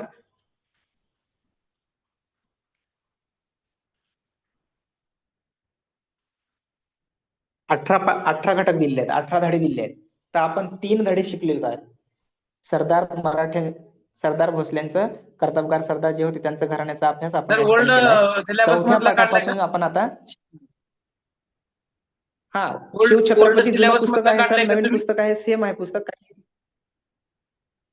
नाही सर, चालू आता जे प्रचलित पुस्तक आहे इयत्ता चौथीचं चौथीचं का? चालूचं पुस्तक जे आहे त्यातील हे प्रश्न 5वी पासून ते हा, चौथी. 12वी पर्यंतची सगळी पुस्तकं मी यांच्या ग्रुपला टाकलेली आहेत इतिहासाची.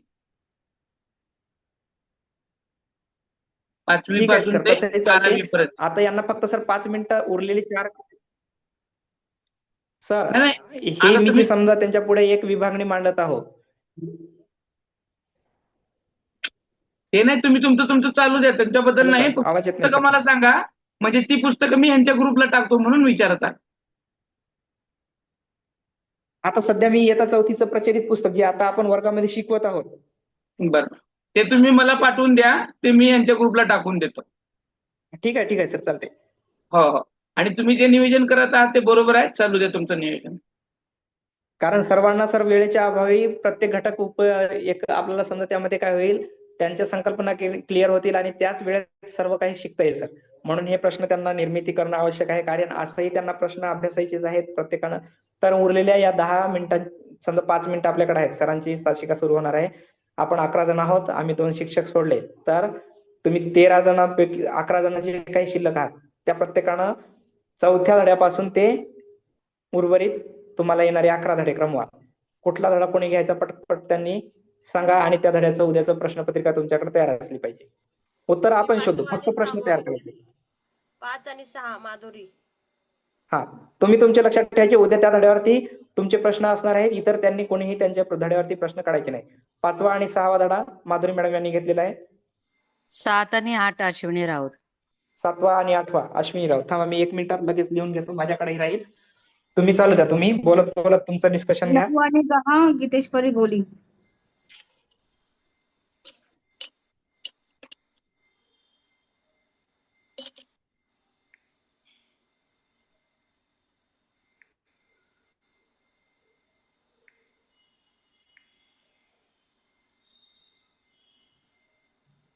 मला पहिलेपासून एकदा सांगा, 6 आणि 7 कोणी घेतला? माधुरी. माधुरी मॅडम. मेसेज केलं, चॅट केलं मला. ठीक आहे मॅडम, पुढचे घ्या. 7 आणि 8 अश्विनी राऊत.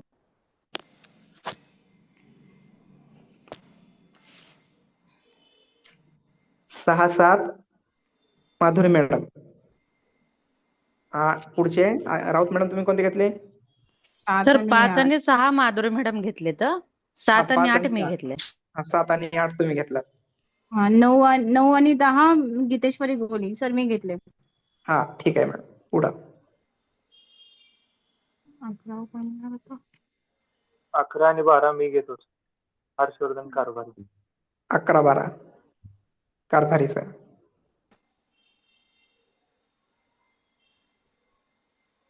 किती धडे झाले? 2, 4, 6, 8 धडे झालेत. 8 आणि आज 3 शिकलेत आपण. 8 आणि 3 किती झालेत? 11. काही नाही, धडे खूप छोटे छोटे आहेत. 2-2 पानाचा एक धडा आहे. वाचायला जर तुम्ही बसले तर 5 मिनिटांमध्ये तुम्ही त्याच्यावरचे सगळे प्रश्न तयार करून टाकता. 5च मिनिटाचं काम आहे. फक्त चौथीचं वेळ पुस्तक तुमचा आहे ना? चौथी इयत्ता चौथीचं हो. परिसर अभ्यास भाग 2. म्हणजे आताच चालू आहे जे पुस्तक हा, जे हिस्ट्री. चालू आहे तेच पुस्तक. इयत्ता चौथी परिसर अभ्यास भाग 2. मग ते चालतंय सर, कारण ओल्ड असल्यामुळे मग भेटत नाही. उद्या आपलं हे इयत्ता चौथीचं पूर्ण पुस्तक क्लिअर होणार. म्हणजे तुम्ही आणलेले प्रश्न, त्याशी संबंधित माहिती, आणि वर्ग 5वीच्या पुस्तकाला उद्या आपण सुरुवात करू. 5वीचं, त्यानंतर 6वीचं आणि 7वीचं आणि 8वीचं, त्यानंतर 9वीचं. नवीनच आहे ना पुस्तक? हा नवीन आहे पुस्तक. आता आपण जे वर्गामध्ये शिकवत आहोत तेच पुस्तक आहे. आणि नवीनच पुस्तकं सध्या घ्यायचीत, कारण आपल्याला परीक्षा त्याच माध्यमातून किमान आयोजित केली जाणार आहे. चला पटकन घ्या, पुढच्या तासिकेला वेळ नका घालू. 11-12 कारभारी सरांचं झालं. त्यानंतर 13-14 सर संतोष भानुमते. 13-14 संतोष भानुमते.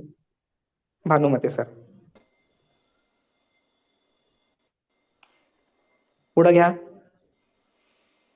ज्यांनी राहिली त्यांनी पण घ्या, कारण अभ्यास आपल्याला करायचाच आहे. थोडस नजर खालून जाईल. आणि जर तुम्हाला वाटत असेल की मी सांगतोय त्याच्यामध्ये समजा तुम्हाला प्रत्यक्ष अभ्यास करायला आले सर तर काय वेगळं सांगायला लागले, असं जर काय असेल अडचण तर तसं सांगा, मी ह्या प्रोग्राम कॅन्सल करतो. असं म्हणजे तुमच्यावर लादल्या जाणार नाही. ह्या तुम्हाला ठरवायचं, योग्य वाटत असेल तर होकार द्या, नसेल तर राहू द्या. नाही सर, राहू द्या सर, राहू द्या. कारण reading पण म्हणजे तेवढंच जाईल ना हाताखाली आम्हाला. हा, डोळ्यासमोर आणि पण विशेष म्हणजे परीक्षेच्या दृष्टीने आपल्याला महत्वाचं काय आहे, आपल्याकडे असणारा वेळ. हा, वेळ पण कमी आहे आणि पहिला तर. सगळ्या धड्याचं होईल ना सर एकदाच. हा, एका तासिकेमध्ये आपले सर्वच्या सर्व 2 अधोरेखित तासात प्रश्न. सगळे होईल आपले, रिव्हिजन पण होईल आणि प्लस हे पण होईल एक्झाम तयारीची. आता मला सांगा, जर समजा 5वा आणि 6वा धडा माधुरी मॅडमने जर घेतला एक उदाहरणार्थ, तर माधुरी मॅडम या 2 धड्यावरती संभाव्य त्यांना वाचताना जेवढे काही प्रश्न वाटतील तेवढे सगळे प्रश्न ते तयार करतील. म्हणजे जर त्यांच्याकडे समजा संभाव्य प्रश्न मी म्हणेल की 10 झाले, पहिल्या धड्यामध्ये 5 आणि दुसऱ्या धड्यामध्ये 5, तर 10 धड्यामध्ये 10 प्रश्न जर त्यांच्याकडे झालेत, तर असे प्रत्येकानं घेतलेले समजा एकूण 10 टॉपिक झाले. दोन दोन प्रकारे झाले जातात. 1, 2, 3, 4, 5 जणांनी निवडले 2 टॉपिक. तर प्रत्येकाचे 10 प्रश्न म्हणजे 50 प्रश्न तुमच्या नजरेखाली एकाच दिवशी चाललेत, एकाच वेळेत चाललेत. हो, ते पण बरोबर 2 ना? तासात आणि ते लेक्चर पण मध्ये. 2 तासात. महत्वाचं म्हणजे आज मी 1.5-2 तास तुम्हाला शिकवलं. किती धडे झाले त्याच्यातले? फक्त 3 धड्यात. 3 आणि धडे. 3 धडे झालेत. आणि इतर, आता हे छोटं पुस्तक आहे, पण जसं वर आपण जाऊ 7वी-8वीला तसं पुस्तकं मोठी झालेली आहेत, पुस्तकांमधली माहिती वाढलेली आहे. मग ती माहिती हो. सुद्धा आपल्याला त्या वेळेला योग्य पद्धतीने समजून घेणं आवश्यक आहे. आणि या पद्धतीने जर आपण गेलो ना, तर तुम्हालाही अनुभव होईल, मलाही अनुभव राहील, आणि कमी वेळेमध्ये जास्त आपल्याला शिकता येईल. म्हणून हा एक अल्पसा समजा प्रयत्न आहे. काहीतरी नाविन्य मलाही त्यामध्ये जाणवले. सूचना अभ्यास करत असताना आज दुपारी मी ज्यावेळेस प्रश्न पाहत होतो त्यावेळेस माझ्या लक्षात आले की जर मी एकटाच समजा 10 प्रश्न तयार करत असेल, तर 10 जणांनी जर प्रश्न त्या दिवशी 10 तयार केले तर 100 प्रश्न आपल्या जवळ आहेत. म्हणजे 100 प्रश्न म्हणजे आपली एक मोठी क्वेश्चन बँक तयार व्हायली नाही या ठिकाणी. आणि तुम्ही घेतलेला जो फोटो आहे तो स्क्रीनवर तुम्ही सहज शेअर करू शकता. चला तर पुढचे जे काही पाठ्यघटक आहे त्याकडे वळूयात आपण. आणि ज्यांची समजा वाटत असेल की फक्त आपण पाहू, प्रश्न त्यांचे समजून घेऊ, नंतर करू, तसंही असेल तर तुम्ही उद्याच्या तासिकेमध्ये ठरवा. आज आपण 5 जणांना प्रश्न वाटप केलेले आहेत, त्यांचे धडे त्यांनी वाटप केलेले आहेत, त्यांनी स्वतःहून घेतलेले आहेत. 5वा 6वा माधुरी मॅडम, 7वा 8वा राऊत मॅडम, 9वा 10वा गोले मॅडम, 11वा 12वा कारभारी सर आणि 13-14 संतोष भानुमते सर यांनी निवडलेले आहेत. म्हणजे आपल्याकडे एकूण टॉपिक 10 झालेले आहेत. 10 टॉपिकचे प्रश्न आपल्याकडे उद्या किमान 10 जरी म्हटलं तर 100 प्रश्न त्या ठिकाणी उपस्थित राहणार आहेत. भेटूया आपण पुढील तासिकेमध्ये. उर्वरित तासिकांचं नियोजन जे आहे ते आपली नियमित वेळेत चालणार आहे. आणि शक्यतो 7:30ची तासिका ही सामाजिक शास्त्रासाठी बेटर राहील असं मला वाटतंय. पुढच्या तासिका त्यामुळं वेळ होणार नाही. जर आपण 8ला चालू केली तर 9 वाजतील, 10 वाजतील, आणि त्याच्यानंतरची तुमची 10ची तासिका ही तेवढ्याच उशिरा संपेल. म्हणून नियमित 7:30च्या वेळेमध्ये आपण शक्यतो भेटत राहूयात तासिकेच्या प्लॅटफॉर्मवर. आज मी जरी उशिरा आलो असलो त्याबद्दल दिलगिरी व्यक्त करतो, कारण मला माहित होतं थोडस तासिकेचं नियोजन माझ्याकडून चुकलं होतं, कारण मी जरा प्रवासात होतो आणि तासिकेची जी सूचना होती सरांकडून आलेली ती माझ्या व्हॉट्सअपला पाहणं झाली नाही. आणि ज्यावेळेस सरांनी फोन केला त्यावेळेस सगळं काही ठेवून लगेच मी जॉईन झालो. असं होतं कधी मध्ये, त्याबद्दल दिलगिरी व्यक्त करतो. पण इतर ठिकाणी वेळ न दवडता मी तासिकेला नियमित वेळेत येतो. तुम्ही सुद्धा या. पुढील तासिकेमध्ये आपण उद्याच्या नवीन रूपामध्ये भेटूयात, नवीन अभ्यासासह भेटूयात. आणि शक्यतो जेवढं काही मला शक्य असेल स्टडी मटेरियल ते सोप्या पद्धतीने तुमच्यापर्यंत पोहोचण्याचा निश्चित जर प्रयत्न तुम्हाला करेल. सर तास कंटिन्यू करायचा असेल तर करा सर, मी सकाळी घेत आहे. नाही, ठीक आहे सर, आता मी थांबतो कारण बाकीचं नियोजन आहे माझं. ठीक आहे, ओके, थँक्यू. सर्वांनी पुढची तासिका कंटिन्यू करा सर आहेत. या ठिकाणी आपण थांबूयात. उद्या पुन्हा भेटूया सामाजिक शास्त्रासह. सर्वांना शुभेच्छा.